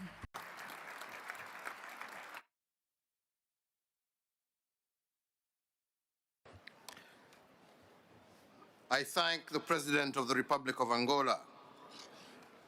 I now would invite His Excellency Marcelo Rebelo de Sousa to take over the proceedings of the meeting. Your Excellency. Thank you, Your Excellency. I now have the honor to invite His Excellency Surengel Whips, President of the Republic of Palau, to address the conference on behalf of the Pacific Small Island Developing States and also for a national statement. Presidents, distinguished delegates, ladies and gentlemen, I am honored to speak on behalf of the Pacific small island developing states. I extend our congratulations to the presidents on their assumption of the presidency of this second UN Ocean Conference and assure you our full support. Allow me to present this shortened version of the PCID statement. We are alarmed by the multiple dire crises facing our ocean, from the ever-rising temperature to the other anthropogenic stressors that continue to threaten its health, and international efforts at all levels are desperately needed now to improve and sustain the health, productivity, and resilience of our ocean. Plastic pollution is of serious concern. The Pacific contributes less than 1.3% of the mismanaged plastic pollution, yet we are grossly and disproportionately affected by its impacts. Based on current projections, there will be more plastics in the ocean than fish by 2050. We welcome the decision to convene an intergovernmental negotiating committee to develop an internationally legally binding instrument on plastic pollution that includes marine environment, which must address the role played by all stakeholders at all stages of the plastic life cycle.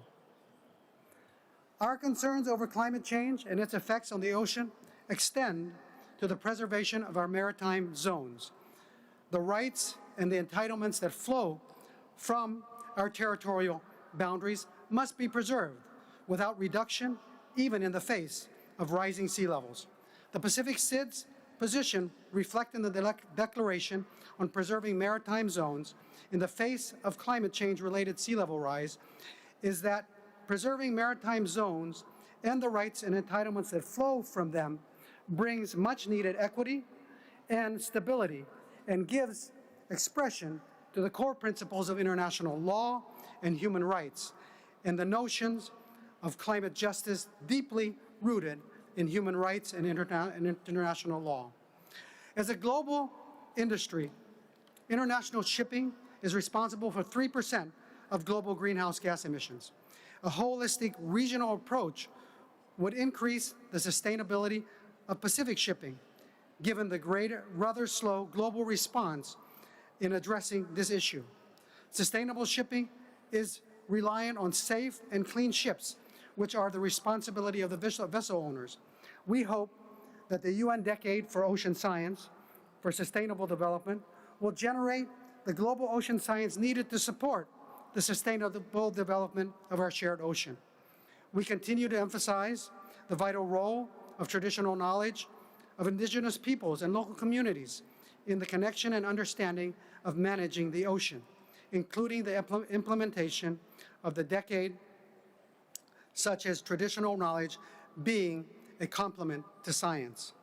The 7-hour Ocean Conference, held in Palau in April of this year, was an immense success in addressing the gaps and the challenges and the full potential the ocean has to offer, including ocean-based economies. We look forward to the pledges and commitments coming on stream sooner rather than later. Mr. President, of all the SDGs, SDG 14 is by far the least funded, representing only 0.1% of SDG funding. Less than 2% of the Green Climate Fund and only 0.7% of the Global Environmental Facility. We must attract and retain sustainable and responsible public and private investment, including foreign direct investment, through blending guarantees and other innovative financial instruments, paying particular attention to women and youth. Credit support for tourism businesses and social protection for tourism workers and additional levers that could help SIDS recover faster from the impact of the COVID-19 pandemic. Overfishing, IUU, remains a huge concern for the Pacific SIDS economies, and so as harmful fishing subsidies. Acidification, the ocean is destroying entire reef systems and fish populations, and remains a critical concern to the threat of fisheries, which are the lifeblood of our Pacific communities. Mr. President, let me conclude by briefly speaking about the importance of preserving marine ecosystems, biodiversity within and beyond national jurisdiction. Ecosystems such as mangrove, seagrass, coral reefs are essential but are under threat. Preserving marine ecosystems has multiple benefits relating to climate change, food security, and resilience to coastal erosion.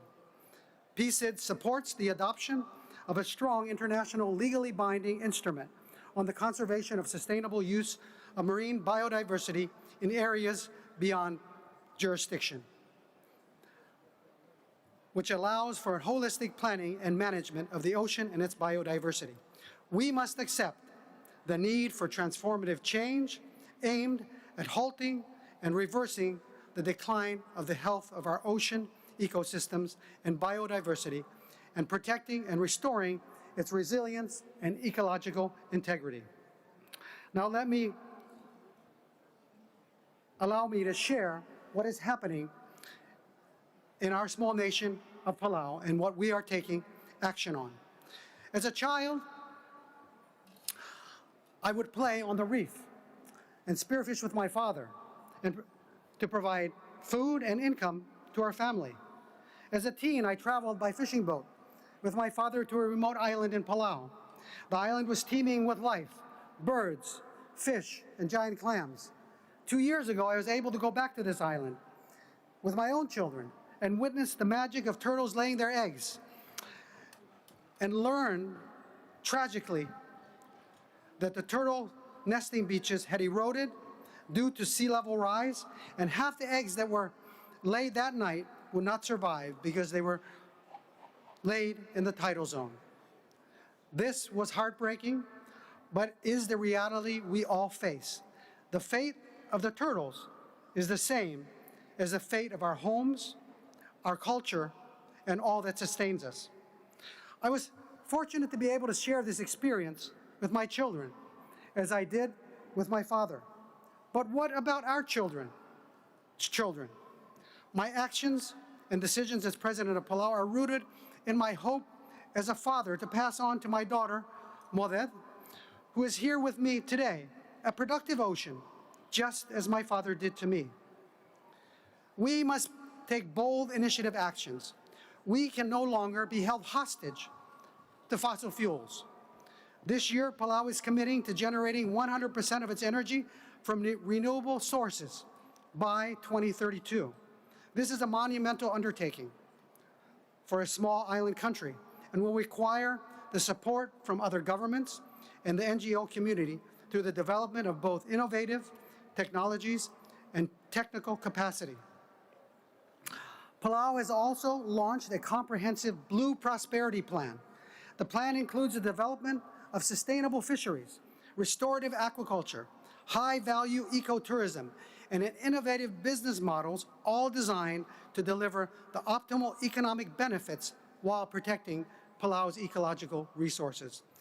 Our Blue Prosperity Plan for 100% sustainably managed ocean, its foundation is a participatory, inclusive, and science-based marine spatial planning process that aims to balance production with protection of our ocean fisheries. To implement this plan over the next several years, we will work with our partners to better understand the vital habitats in our waters worthy of high-level protection, while also working to identify key spawning grounds and migratory routes for our valuable fish stocks. All of this will help us design a conservation framework that optimizes benefits to conservation, food security, and local livelihoods. Building on the Palau National Marine Sanctuary, created in 2015, we commit to growing regional cooperation for 100% management of the Pacific Ocean as we move collectively toward the global ambition of 30 by 30. Palau has taken bold steps to protect our ocean. However, we cannot do it alone. We must all act together. We need all humanity, including the 23 million in Taiwan, to be part of the solution. The shirt that I'm wearing today is an example of innovative solutions addressing pollution. It was made from recycled plastic bottles collected in Palau and turned into this beautiful shirt in Taiwan.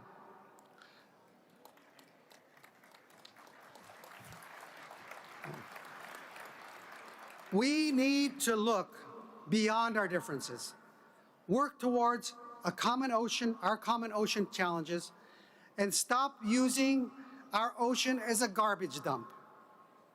I would like to end with a Palauan legend about a fisherman from the village of Ngaramay in Palau.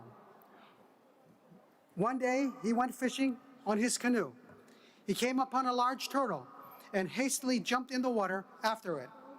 Surfacing from beneath, he realized his canoe wasn't anchored and was drifting away. He then looked at the turtle, and it was swimming away. He could not decide which one he should pursue.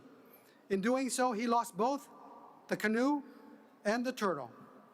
We can no longer afford to be indecisive. We must make commitments. We must be adaptive. We can no longer afford to just talk. We need action. We need all nations to work towards a 100% sustainably managed ocean, protecting a minimum of 30% of the global biodiversity by 2030, ensuring the conservation and the sustainable use of our oceans, seas, and marine resources for sustainable development is our collective responsibility. We must do it for our children and the generations to come. Thank you.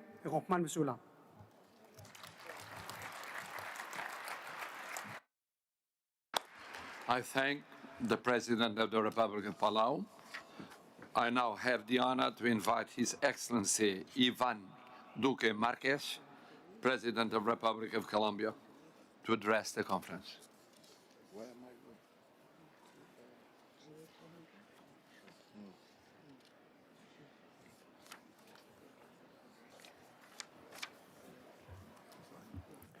Señor Secretario. Mr.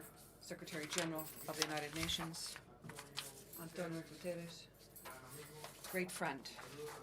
And I'd also like to extend my greetings to our great friend, the President of Portugal, Marcelo Nuno Duarte Rebelo de Sousa, and His Excellency, the President of Kenya, Uhuru Kenyatta, and Abdullah Sahid, President of the General Assembly of the United Nations.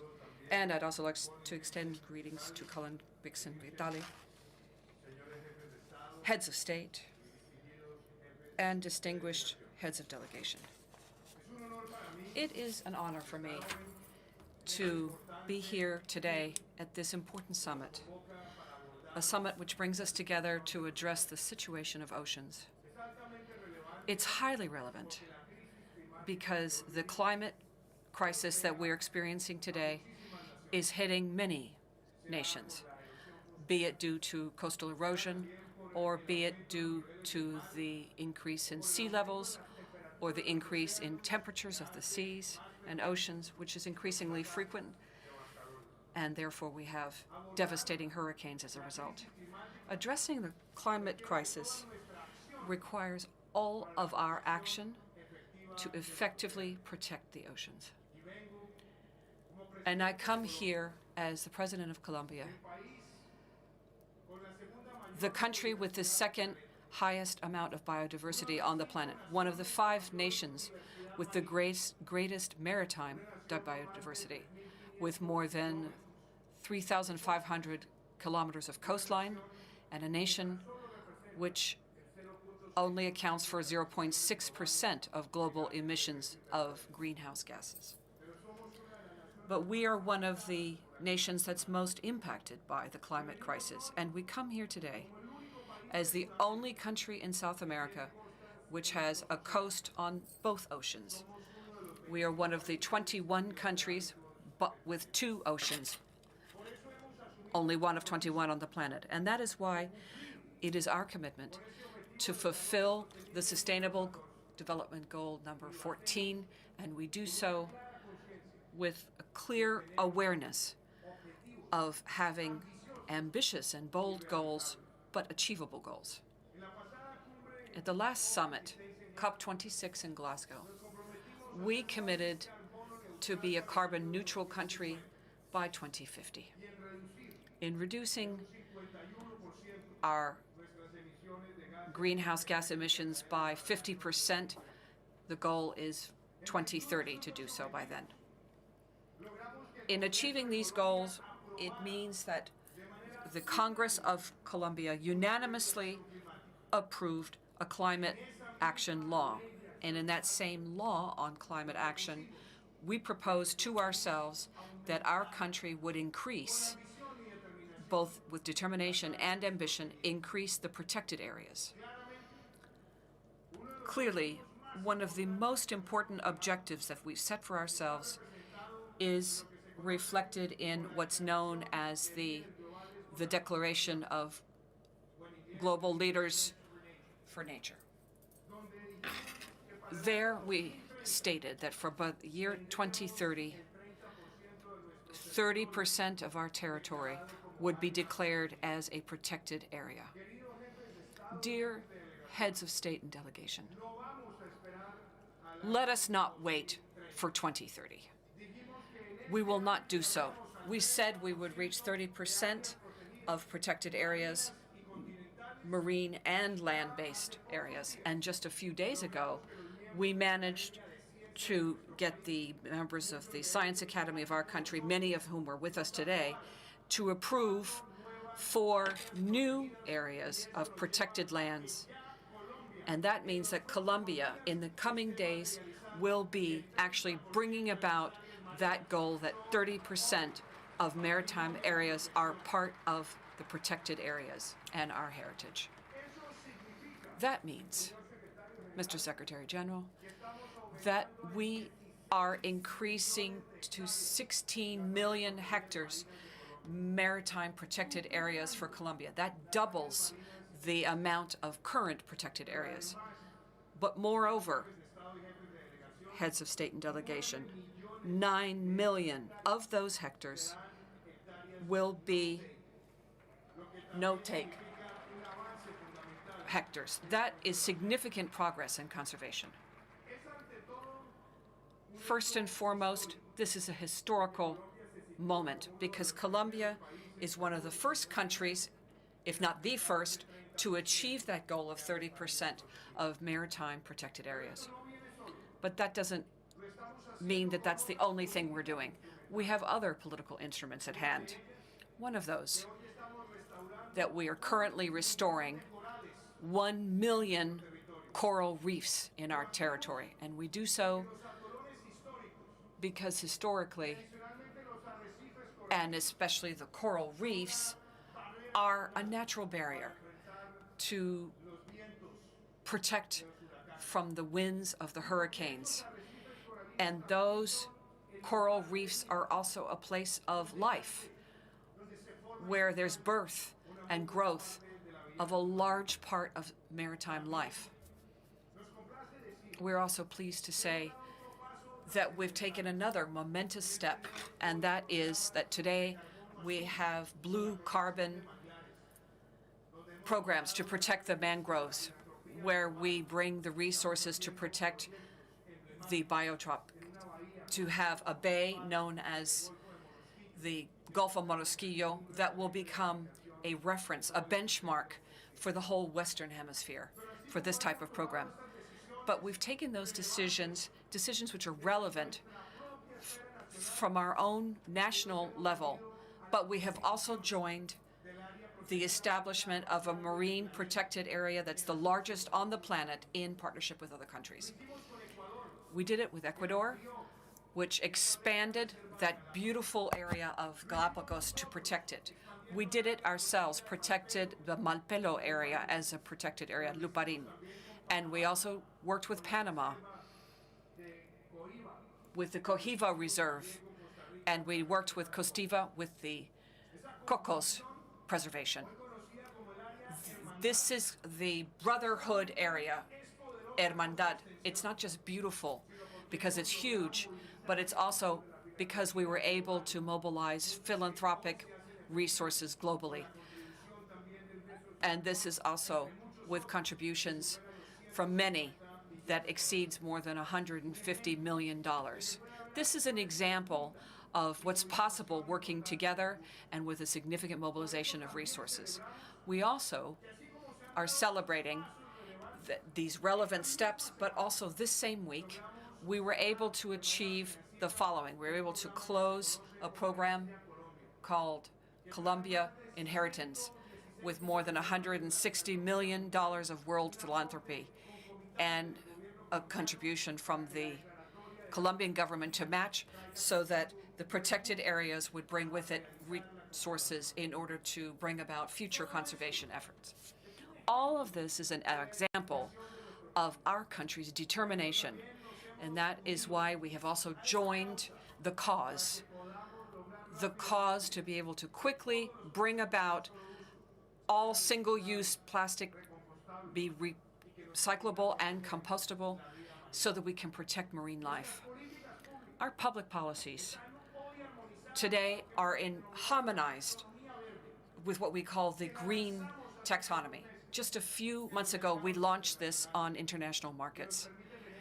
It makes it possible to have a whole list of environmental actions and make them an effective vehicle for issuance of green bonds, and also to have absolute clarity that conservation policies need to also be an effective vehicle to bring resources through the markets to these communities, communities that want to integrate into the global community with solutions that enable that. Dear heads of state and delegation, I'd like to close my remarks not just with this important historical statement made by Colombia today, but also with an appeal. Fishing, illegal fishing of overstocks, is causing irreversible damage. This fishing is equivalent of deforestation of the oceans because large-scale fishing destroys the coral reefs and it decreases CO2, which is only comparable to aviation industry's emissions of CO2 per year. But also in destroying the coral reefs, we're also putting at risk on a global level the place where 45% of all maritime life lives. Today, we need to take ownership and understand that protecting marine areas is to stop the destruction, but also to show fisheries and nations, communities, that we can give them additional sources of income. If we take this path, if we increase the protected areas, not waiting until 2030 to do so, do it before, and find justification and the reasoning and arguing and the financing for the fishers, for those who are involved in fishing, and help the effort of conservation for those protected areas. And in that way, we will achieve Sustainable Development Objective 14. I say goodbye by ratifying this undeniable commitment. Today, based on scientific reasoning, go hand in hand with the Scientific Academy of our country, and in a special day, which will be tomorrow, Colombia is closing our participation and will continue with its commitment to the oceans as the first country of the Western Hemisphere to decree 30% of its marine areas as conserved and protected areas. Thank you very much, and let's keep moving forward. Let's contribute with effective solutions. Thank you. I thank the President of the Republic of Colombia. I now have the honor to invite His Excellency Mohamed Yunis Menfi, President of the Presidential Council of the State of Libya, to address the conference.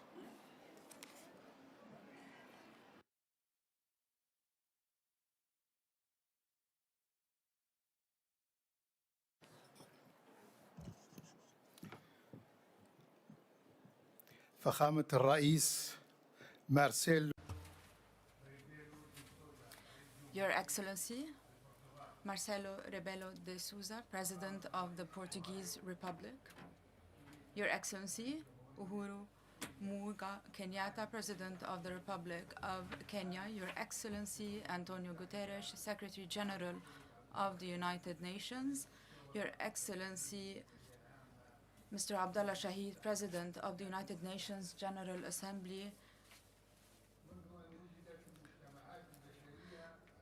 Since humanity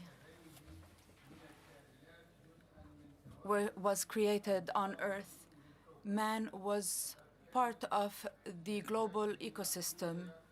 Man's needs were limited to the available production and consumption means. These did not threaten Earth's ecosystem for thousands of years. However, with the Renaissance and the Industrial Revolution and the new economic model based on large-scale economies, large production, mass production, the use of pesticides, fossil fuel for mass production, this depleted our natural resources at record levels. Ladies and gentlemen, over 2/3 of our planet is marine resources. It is our most important resource. The first UN agreement or convention reached by the international community was delayed by 3 decades. Furthermore, the gaps that we started witnessing recently in this convention is threatening and jeopardizing any progress, and it's leading to more endangerment of our natural resources. Libya has the longest coast along the Mediterranean Sea, 1,770 kilometers. This coastal line hosts 90% of the population of Libya. Libya is also relying on marine economy as a state that is economically open by 90%. Libya will be one of the states that will be truly affected by the rise of sea levels. Therefore, not to mention, rather, that in Libya, we are witnessing a lot of ecosystem damage as a result of the security situation in my country. Furthermore, our beaches are polluted. They're used for human smuggling and for smuggling weapons inside our borders. I call on all countries, especially those concerned with the Libyan situation, to play a more important role so that my country can meet its obligations towards the environment and towards our seas. We cannot argue the facts. The threats are now evident. We are nearing the point of no return.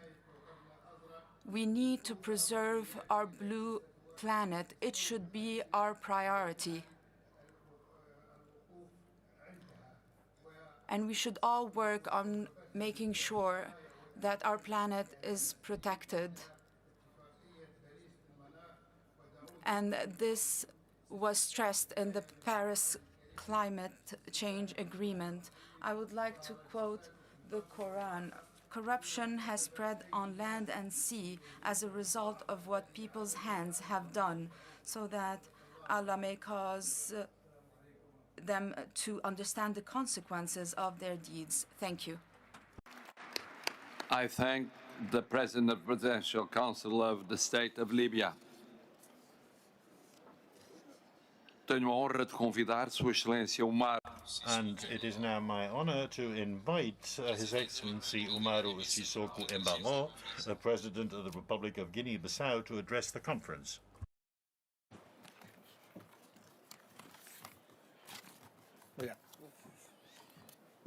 Senhor Presidente da Conferência.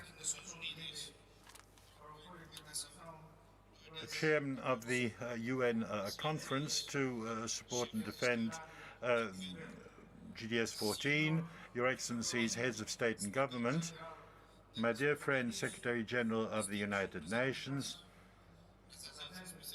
distinguished representatives of the specialized agencies of the United Nations system, ladies and gentlemen, allow me to start by congratulating the United Nations for the initiative that led to holding this second ocean conference, whose global and truly strategic reach for the future and mankind brooks no disputes.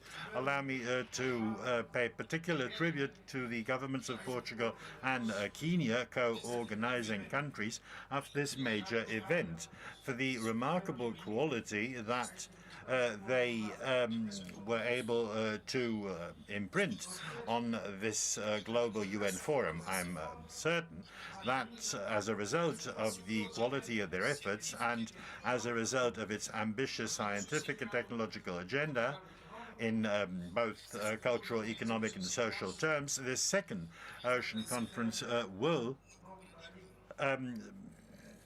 constitute a new paradigm, and this new paradigm will, I'm sure, result in fostering innovative solutions to one of the major challenges facing mankind, namely to use and sustainably conserve the oceans, the seas, marine resources in order for sustainable development.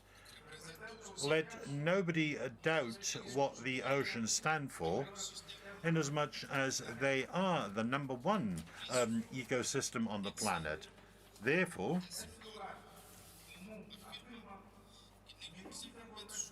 we all know that no sustainable development is conceivable if it does not encompass the crucial role played by oceans therein.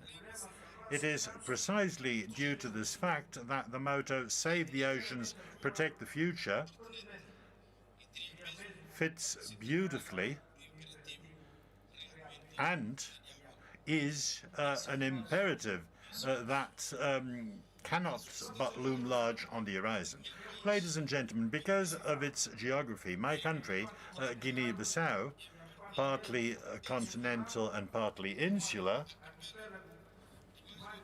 with an archipelago counting more than 80 islands, which means that we are sitting on major potential when it comes to fisheries, tourism, a multifaceted blue economy in a nutshell.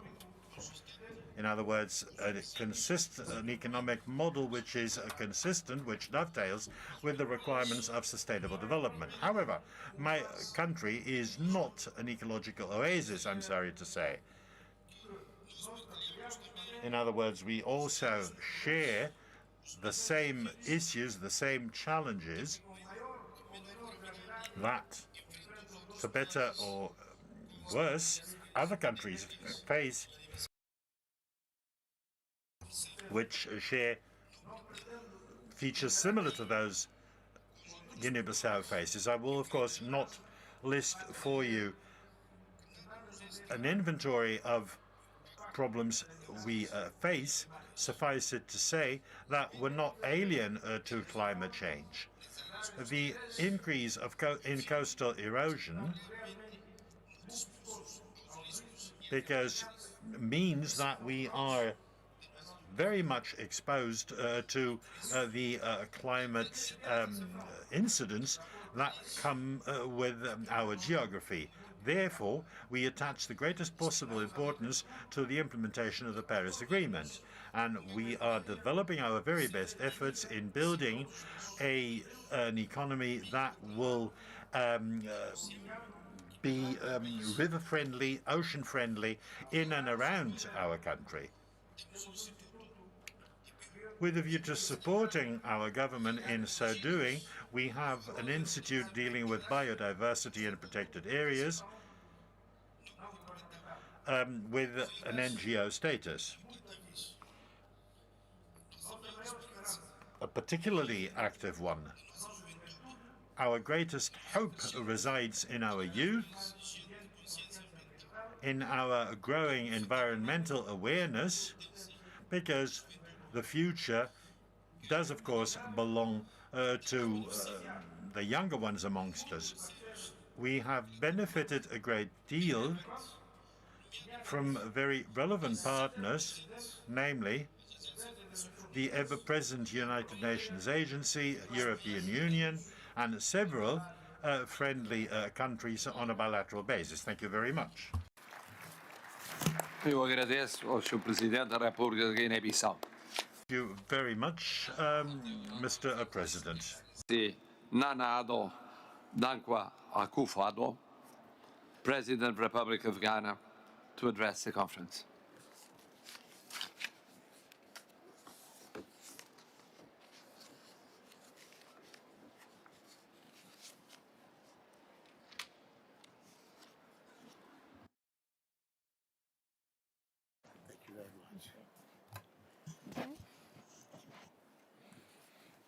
Co-chairs, UN Secretary General, Excellencies, distinguished guests, ladies and gentlemen.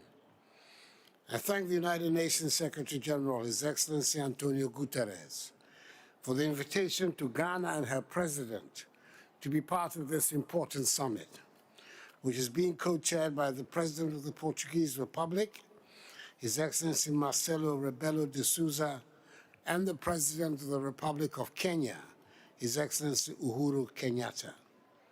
I congratulate both of them on their election and express Ghana's gratitude to the Portuguese government for the high quality of its hospitality here in Lisbon. Ghana is a coastal nation on the Atlantic in West Africa with extensive marine resources which generate direct livelihoods for a fishing community of some 2 million people and an overall population of 31 million people. Excellencies, the ocean has historically been a dependable provider of resources for the world and its people. It is the source of food and nutrition for more than 3 billion of the world's population, and it acts as the lungs of the planet, producing 50% of the world's oxygen and absorbing some 25% of carbon dioxide emissions that result from human activity. In addition, the ocean provides support for the world's economy to the tune of 2.5 trillion United States dollars, the equivalent to 4% of the world's total gross added value. Today, this invaluable asset of nature is under serious threat from pollution, biodiversity loss, overfishing, and overexploitation. Its very existence is a grave risk. Coming on the heels of the One Ocean Summit, which took place in February in Brest, France, this conference provides a unique opportunity for us to invoke the awareness that was created in Brest to help ease the pressures humans are exerting on the ocean. I want to use this occasion to reaffirm Ghana's strong commitment and support for ongoing efforts to protect the ocean, particularly the fight against the menace of plastic pollution and maritime litter. Indeed, in September last year, Ghana was joined by Ecuador, Germany, and Vietnam to convene the Ministerial Conference on Plastic Pollution and Marine Litter in Geneva with the able support of the UN Environment Programme. The draft resolution that emerged from the conference, through the welcome leadership of Rwanda and Peru, was tabled at UNEA 5.2 in Nairobi and eventually adopted as UNEA Resolution 514, End Plastic Pollution, towards an internationally legal binding instrument.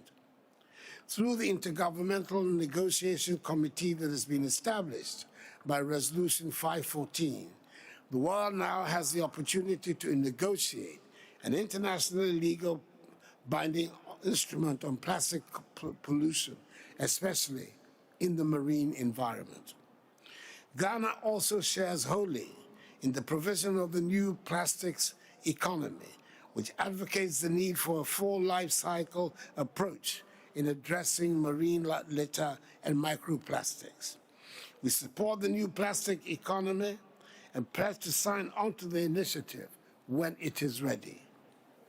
Excellencies, in the governance of the ocean, Ghana has adopted a marine fisheries management plan, whose principal objective is to, quote, to protect marine habitat and its biodiversity, and to mitigate impacts of global climate variability and climate change. Ghana is also implementing a national plan of action to fight illegal, unregulated, and unreported fishing. In furtherance of this, Ghana supports the ratification of the Cape Town Agreement on the Safety of Fishing Vessels. We believe that once ratified, the Cape Town Agreement would guarantee fisherfolk the same level of protection as seafarers more than a century after the adoption of the first convention protecting the lives of seafarers at sea in 1914. There's only 1 year left to ensure the success of this agreement, and Ghana joins other member states in calling on all nations to ratify the Cape Town Agreement. Excellencies, let us all commit to a greater course of action to support the attainment of SDG 14, which demands that we conserve and sustainably use the oceans, seas, and marine resources for sustainable development. Let us all put our hands to the wheel and take up the challenge for the cause of our common humanity. I thank you for your attention.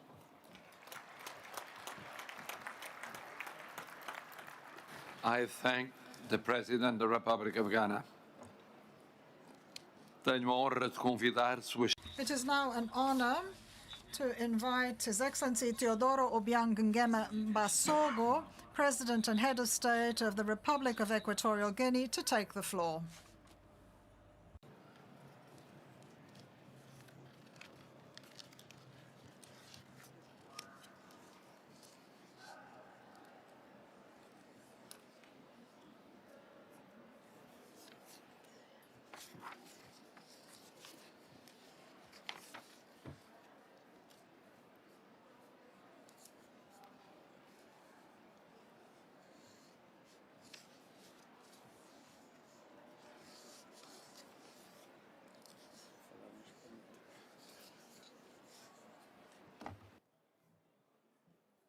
Sua Excelência, Your Excellency, Marcelo Rebelo de Sousa, President of the Republic of Portugal. Your Excellency, Uhuru Kenyatta, President of the Republic of Kenya.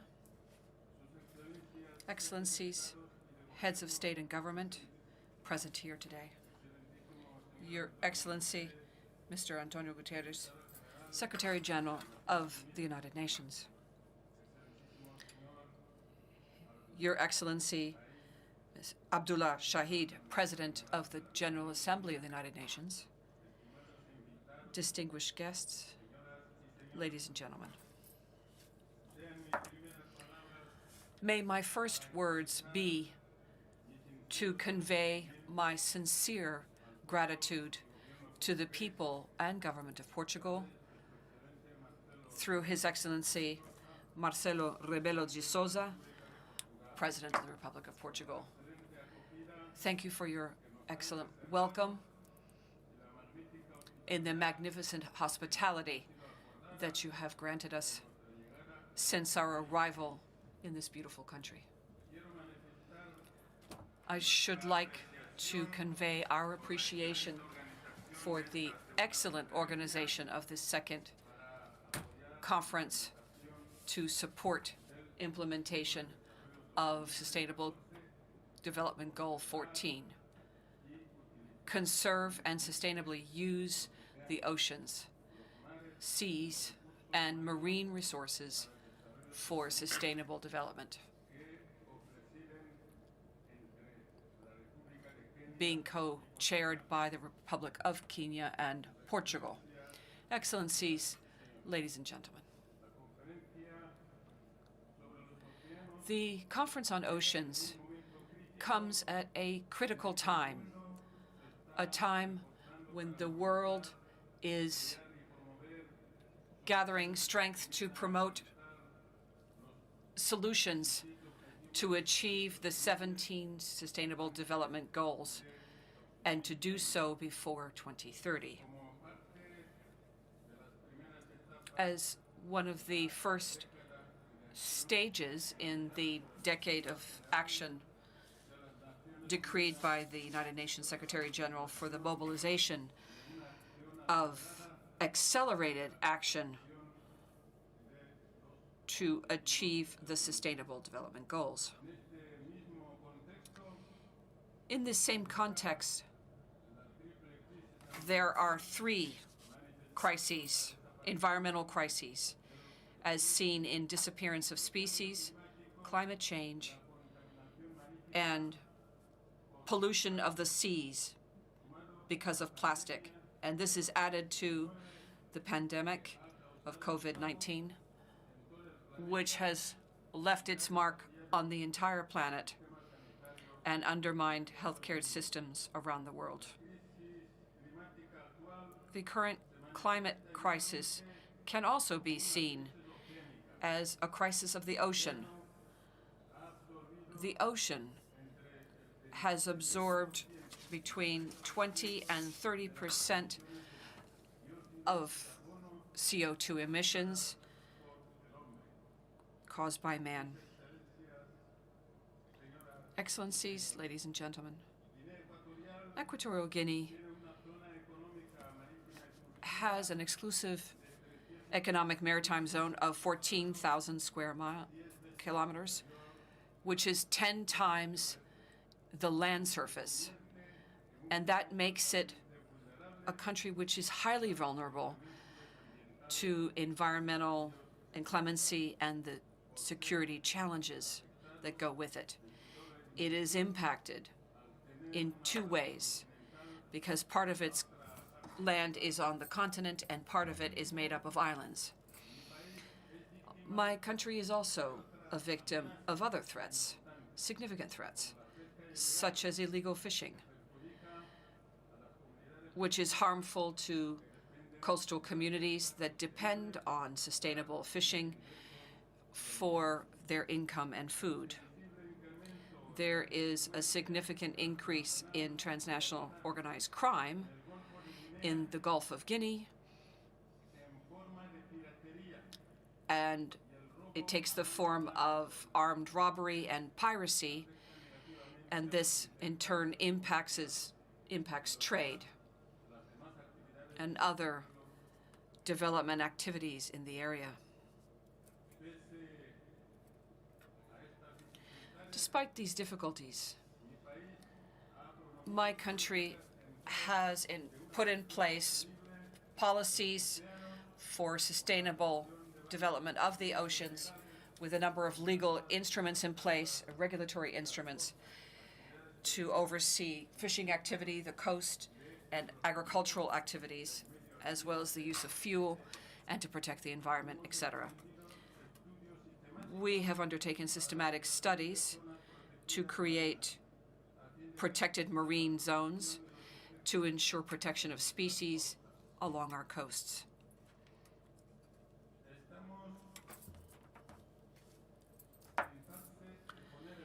We are currently putting in place 2 facilities for waste treatment in order to stop waste industrial dumping and dumping of plastics in waterways that then lead to the oceans. The purpose is to stop the serious threats to coastal and marine ecosystems posed by these waste discharge. Ladies and gentlemen, Equatorial Guinea has a strategy for economic diversification and to fight poverty for 2035. And in that strategy, it has included all the Sustainable Development Goals as pillars of national development and to promote the blue economy, which is one of the most compatible goals with fighting climate change. Let us be aware that protection of oceans is one of the main alternatives, one of the main means of fighting climate change and bring about the prosperity of the blue economy. And in that event, we need to first strengthen the framework for cooperation in the area of research into marine biodiversity and provide the blue economy with mechanisms of conservation. Second, we need to find a way out of piracy repression, which is necessary for harmonization of national legislations in this area.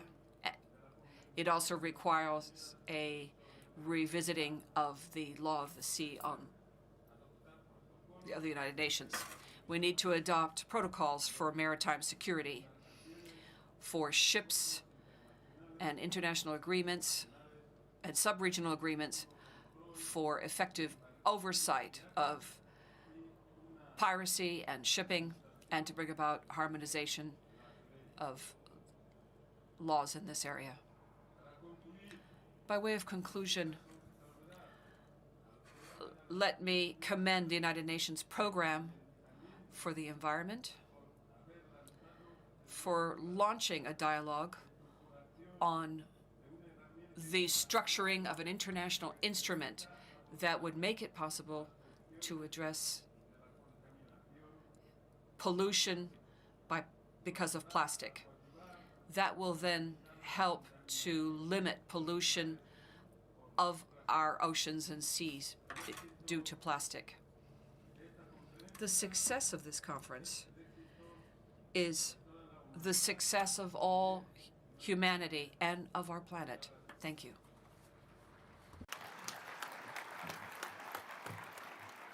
Muito obrigado, Sr. Presidente e Chefe de Estado da República. Thank you very much, President and Head of State of Equatorial Guinea. The honor to invite His Excellency Philip Mbango, Vice President of the United Republic of Tanzania, to address the conference.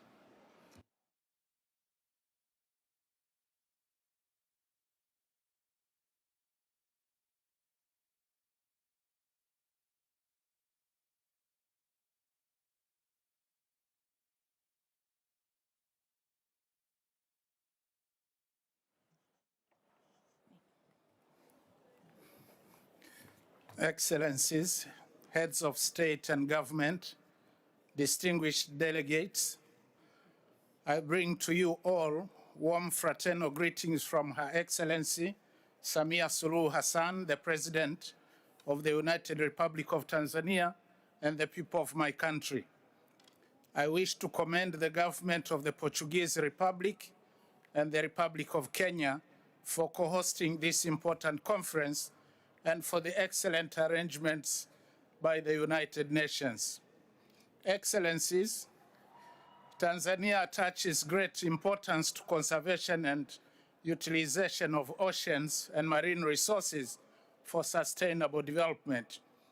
We are endowed with a long coastline of about 1,450 kilometers and an exclusive economic zone reaching 223,000 square kilometers.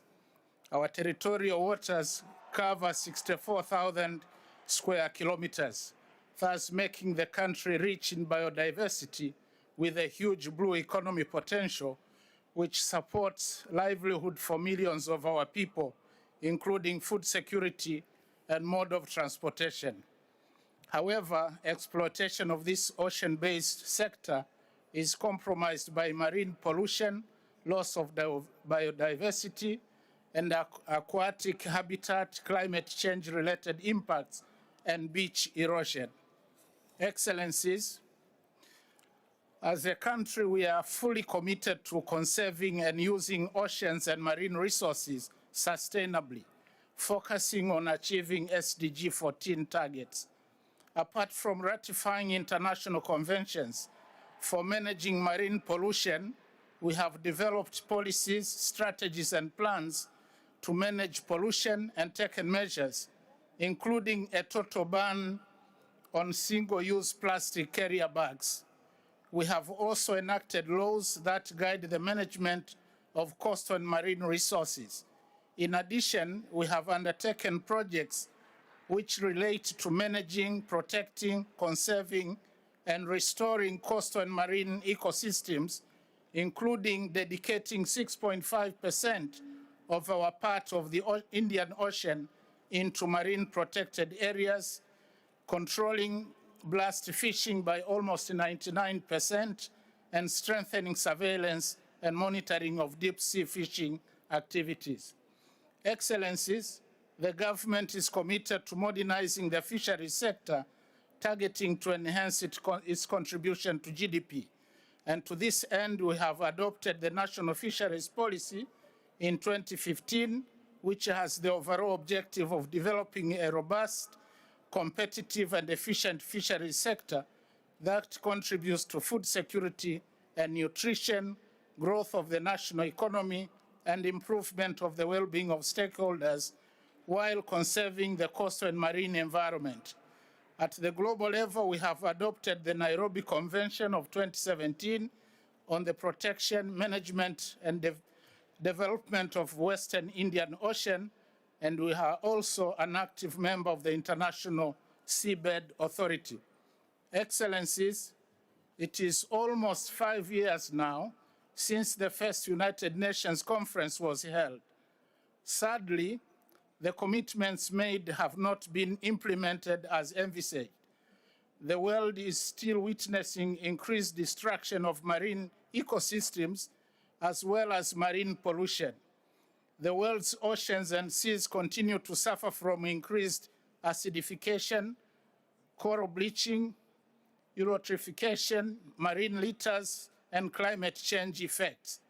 This indeed endangers the planet's largest ecosystem and billions of livelihoods depending on them. Tanzania applauds all regional and global efforts put in place to address the challenges we face in our oceans and seas. However, more needs to be done. Excellencies, science, innovation, and partnerships are key in finding solutions to the challenges that our oceans and seas face. However, we need to join forces and invest in innovative technologies to fight and combat illegal, unreported, and unregulated fishing, and also involve respective local communities in preventing marine pollution. Furthermore, there is a need for an all-inclusive marine spatial planning, cage culture in marine waters, and possibly allowing access to sonar satellite data to monitor the marine ecosystem. Excellencies, to conclude, I thank all partners who have been working with Tanzania to address challenges facing our ocean and coastal belt in implementing SDG 14. In the same spirit, we invite those with appropriate technologies, know-how, and financial capabilities to partner with us, especially on technology transfer, capacity building, and research in order to develop sustainable means to deal with the challenges at hand. Together, we have the responsibility to ensure our oceans and seas remain healthy and pollution-free and allow biodiversity to flourish once again. Obrigado. I thank the Vice President of the United Republic of Tanzania. I now have the honor to invite His Excellency Josiah Voreke Bainimarama, Prime Minister and Minister for Turkey Affairs, Sugar Industry, Foreign Affairs and Forestry of the Republic of Fiji to address the conference on behalf of the Pacific Islands Forum.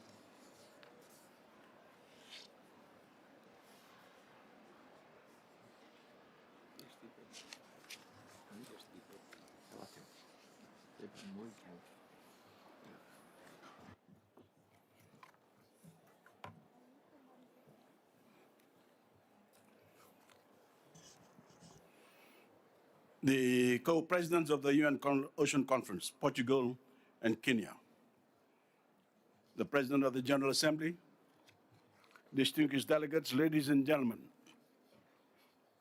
Excellencies, as the co-chair of the First Ocean Conference, I am proud to pass the mantle of leadership to our co-hosts, Portugal and Kenya. Today, I'm also privileged to speak for the Pacific Islands Forum member countries and territories. Excellencies, it was Portugal's son, Ferdinand Magellan, who named our ocean the Pacific for its peaceful waters. 500 years later, we, the Pacific people, have come to Portugal to tell you that our waters are rough and they are rising. The life they sustain is dying, and we are fighting for our very survival. The terrible irony is that although we owe our past and present to the ocean, climate-driven sea level rise could erase the future of our lowest lying members. Among other measures vital to the security, the adoption of a 2050 strategy for our Blue Pacific continent will reaffirm our state's collective declaration that even if our land is lost to the rising seas, our rights over the maritime zones and resources will not be. Meanwhile, the ocean's warming has made us witness to a staggering decline in marine life. Fisheries are our region's most precious resource. We supply more than half of the world's tuna alone. And our nations will be following COP15 closely to ensure that all life, including that below water, is protected in this critical year of biodiversity. We also hope to see an ambitious, legally binding treaty of the high seas next month. To stem the tidal wave of unregulated pollution crashing at our shores, we too look forward to the upcoming negotiations for a global treaty of plastics. And we totally condemn any threat of ocean dumps of nuclear waste. This would be both catastrophic and horribly traumatic for the Pacific people who still suffer from the nuclear testing inflicted on our region. We also reaffirm our Pacific Island Forum leaders' call for a dedicated ocean work program in the UNFCCC, built on the Glasgow decision and urge a dedicated agenda at COP27 for parties to review the summary report of the Bonn Dialogue. We need a healthy climate and ocean, like we need food to eat and air to breathe. For the sake of our ocean and future, our leaders will be resolute in keeping 1.5 alive in Egypt, as should anyone who cares about life below water or above it. Mr. President, we face two possible futures, one in which our ocean becomes our greatest opportunity, and the other in which it is degraded beyond recognition. If we don't both act for the former, the latter is inevitable. The ocean is the planet's healthiest set of lungs, yet the least funded of all SDGs. We cannot leave Lisbon without scaling up ocean finance.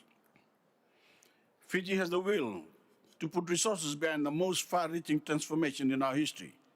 We have already banned deep seabed mining, and by 2030, 100% of our waters will be sustainably managed and 30% designated as marine protected areas. Today, we go further. Next year, the Laos Seascape, an area of ocean that represents 8% of our waters, will become a marine protected area. Thank you. We've already banned single-use plastic bags, and by 2030, we will ban virtually all single-use plastic and recycle all PET bottles.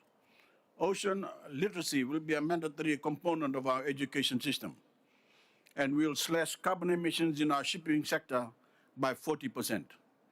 After fully mapping out our entire 1.3 million square kilometers EEZ by 2025, we will achieve a total real-time surveillance of Fiji's waters.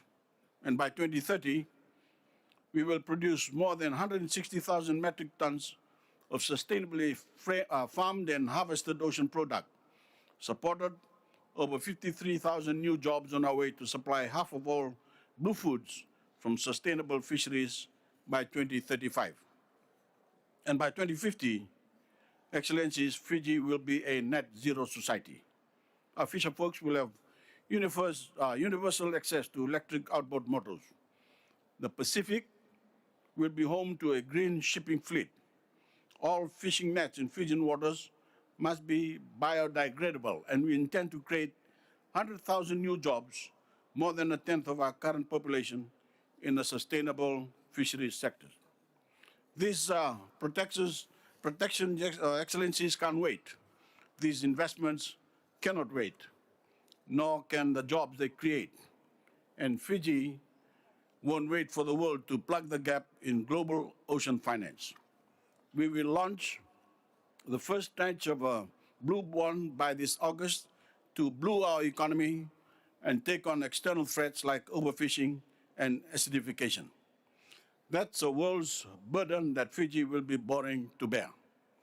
But no matter how ambitious or how big and blue Fiji's commitment may be, our single effort is not enough. That is why I'm here, to call on our partners for their support and on the world to follow our lead. Thank you. I thank the Prime Minister, Minister for ITAC Affairs, Sugar Industry, Foreign Affairs and Forestry, Republic of Fiji, and we all thank Fiji for the excellent first conference. Tenho agora a honra de convidar Sua Excelência António Costa, a quem agradeço também em nome de todos o papel fundamental da organização desta conferência, Primeiro-Ministro da República Portuguesa, a dirigir-se à conferência. It's my honor now to invite the Prime Minister to deliver his statement to the Assembly. Mr. President of the Republic, President Kenyatta, President of the General Assembly, President of the Economic and Social Council, the Secretary General of the United Nations, I greet you very warmly. Your Excellencies, Heads of State and Government, Heads of Delegations, the Secretary General of the Conference, Your Excellencies, ladies and gentlemen, the oceans bring people together. People from various continents as a common heritage of mankind, and that is why we are here today. States, international organizations, scientific circles, and non-governmental organizations,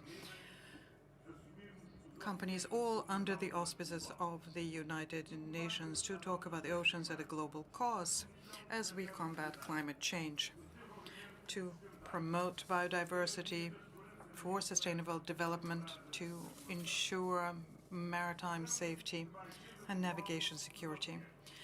We need a global agenda for the oceans based on practical solutions which are science-based and which are provided with the needed financial resources. On behalf of Portugal, I would like to, in front of you, undertake 4 specific commitments. First of all, when we're talking about oceans, scientific knowledge also has to be at the core of our action, and that is why, whilst taking that into account, we prioritize investments within the Area Center. This is a scientific cooperation network between countries and scientific centers on space, oceans, climate, energy. And until the end of this year, we'll have an office, a United Nations Office for Ocean Scientists for Sustainable Development. My second commitment we undertake is to have greater marine biodiversity in Europe. And we undertake to ensure that 100% of the maritime areas under our jurisdiction be environmentally sound, and that by 2030, 30% our marine areas be classified. We have increased 27 times the area of national reserves and islands which is preserved area in the North Atlantic. Also, we want to make sure that our national fishing is a sustainable area with low environmental impact. Third commitment. It is urgent to recognize the decisive link between climate and oceans. And this compels us to protection as a main element of climate regulation.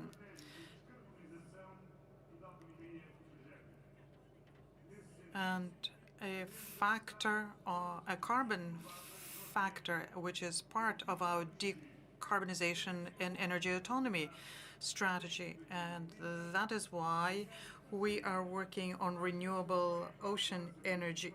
And we will be working on that between now and 2030. We have created a pilot area of controlled emissions in our seas. Fourthly, and this is a fourth commitment that I would like to mention here. The blue economy is a central component of our development strategy. We want to promote innovation, jobs, and entrepreneurship, in particular in the sea bioeconomy. And that is why we're going to operationalize a blue hub so as to double the number of startups in the blue economy, as well as projects which will be government funded. Within the framework of this conference tomorrow, we will have a forum on the blue economy and investment. And this will provide us with a unique opportunity to put investors in touch with the potential beneficiaries and thus enable them to see how they can go about accessing financing on the markets. Next, we think that the forum tomorrow will be a global blue economy event, a major one in 2022. It is my pleasure to announce to you that the government of Portugal decided to organize a second edition of this forum already in the upcoming year, and this once again will take place in Portugal. Your Excellency, we will be able to deal with major challenges only if we understand that the future of humankind and the future of oceans is interlinked. And this conference of ours, co-chaired by Portugal and Kenya, is a unique opportunity to agree on specific solutions. A global agreement on how to combat plastic pollution, for example,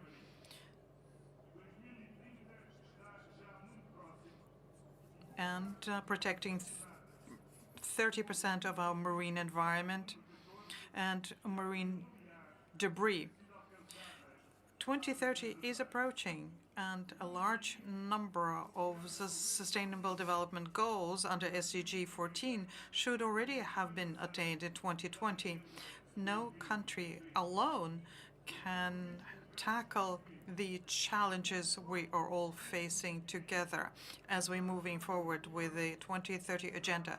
It is through specific agenda that we will be able to move forward with the Lisbon Declaration to come out at the end of the week. Well, this way we'll be able to move forward for sustainable development. We wish for everyone with the same energy that we were looking to get ourselves to the moon or Mars. Well, we need to get back to Earth, to our blue planet. We know it's blue, and it's blue because it's a planet of the oceans. It is our planet. And I do hope that once again, Lisbon will be the highlight of this meeting between humankind and the oceans. I thank you, Mr. President. Obrigado, Sr. Primeiro-Ministro da República. And now I have the honor to invite Her Excellency Catherine Jakobsdottir, Prime Minister of the Republic of Iceland, to address the conference.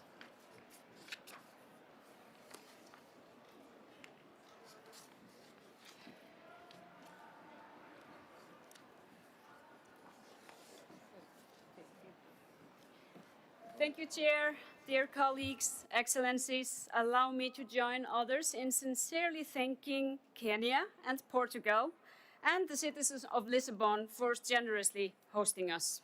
We are here to talk about the ocean that covers 70% of our globe, and the atmosphere and the ocean are so closely interlinked. In Iceland, we see the effects of the climate crisis in the receding glaciers and in the ocean that surrounds our island. And therefore, because we actually see this happening, we have placed ambitious goals when it comes to the climate crisis, heading for carbon neutrality no later than 2040, and decided not to issue any licenses for oil exploration in Iceland's exclusive economic zone.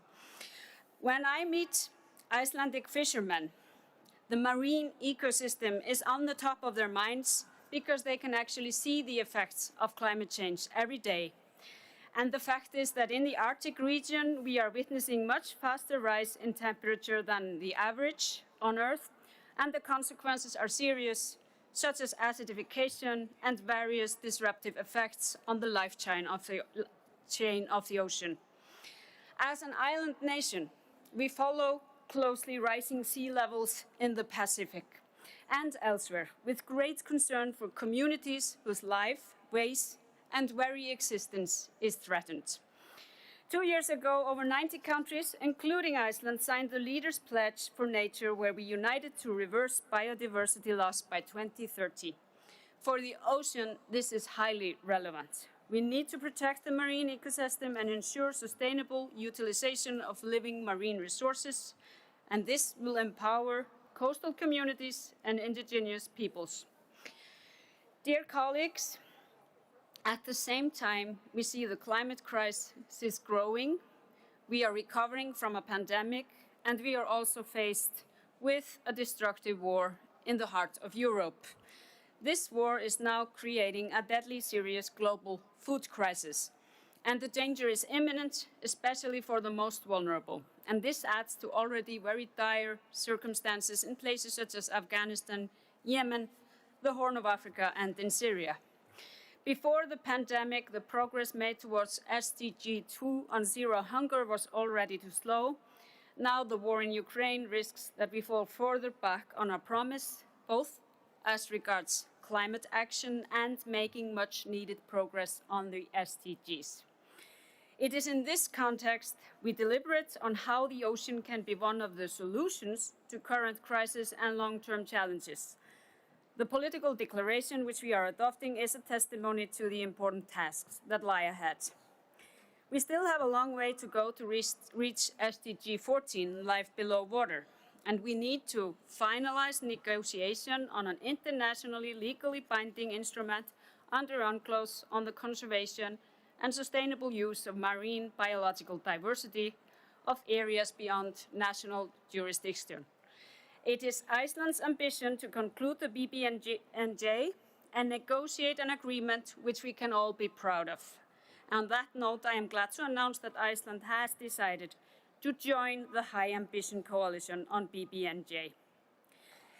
Dear colleagues, we thankfully have many examples of well-functioning fisheries management. Here, Iceland, as an island state and a fishing nation, has both expertise and experience to share, and the UN Fisheries Training Program in Reykjavik has proven to be an effective tool for capacity building. Last but not least, we must end illegal, unregulated, and unreported fishing. Eliminating IUU fishing is pro-environment, pro-climate, pro-nutrition, and pro-poor. This is the International Year of Artisanal Fisheries and Aquaculture. Small in scale does not imply small in value. On the contrary, there is great potential in small-scale aquaculture as it directly improves the health and well-being of local communities. But we must emphasize equity, rights of access, gender equality, and sustainably managed local resources by local communities. Iceland has been one of the leaders of the Aquatic and Blue Food Coalition, and I am proud to address the coalition's special event later today about the importance of the ocean as a sustainable provider of nutrition to billions of people. Finally, dear colleagues and friends, it is my firm belief that through strong international multilateral cooperation based on international law and organizations on the foundation of science and sustainability, and with the participation of governments, businesses, and civil society, we can overcome these challenges. Ocean affairs are crucial to climate action, but they are also crucial to feeding the world's population. Ocean policies are therefore also crucial to economic development, social progress, and a just transition. The solutions are right in front of us, and I am hopeful and optimistic that we can and we will put them to work. Thank you for your attention. I thank the Prime Minister of the Republic of Iceland. We have heard the last speaker in the general debate for this meeting. Before concluding, I would like to remind delegations that the interactive dialogue on addressing marine pollution will be held at 3 p.m. this afternoon in the Tejo Hall. The general debate will continue tomorrow, Tuesday, 28th June, at 10 a.m. in this hall. The meeting is adjourned.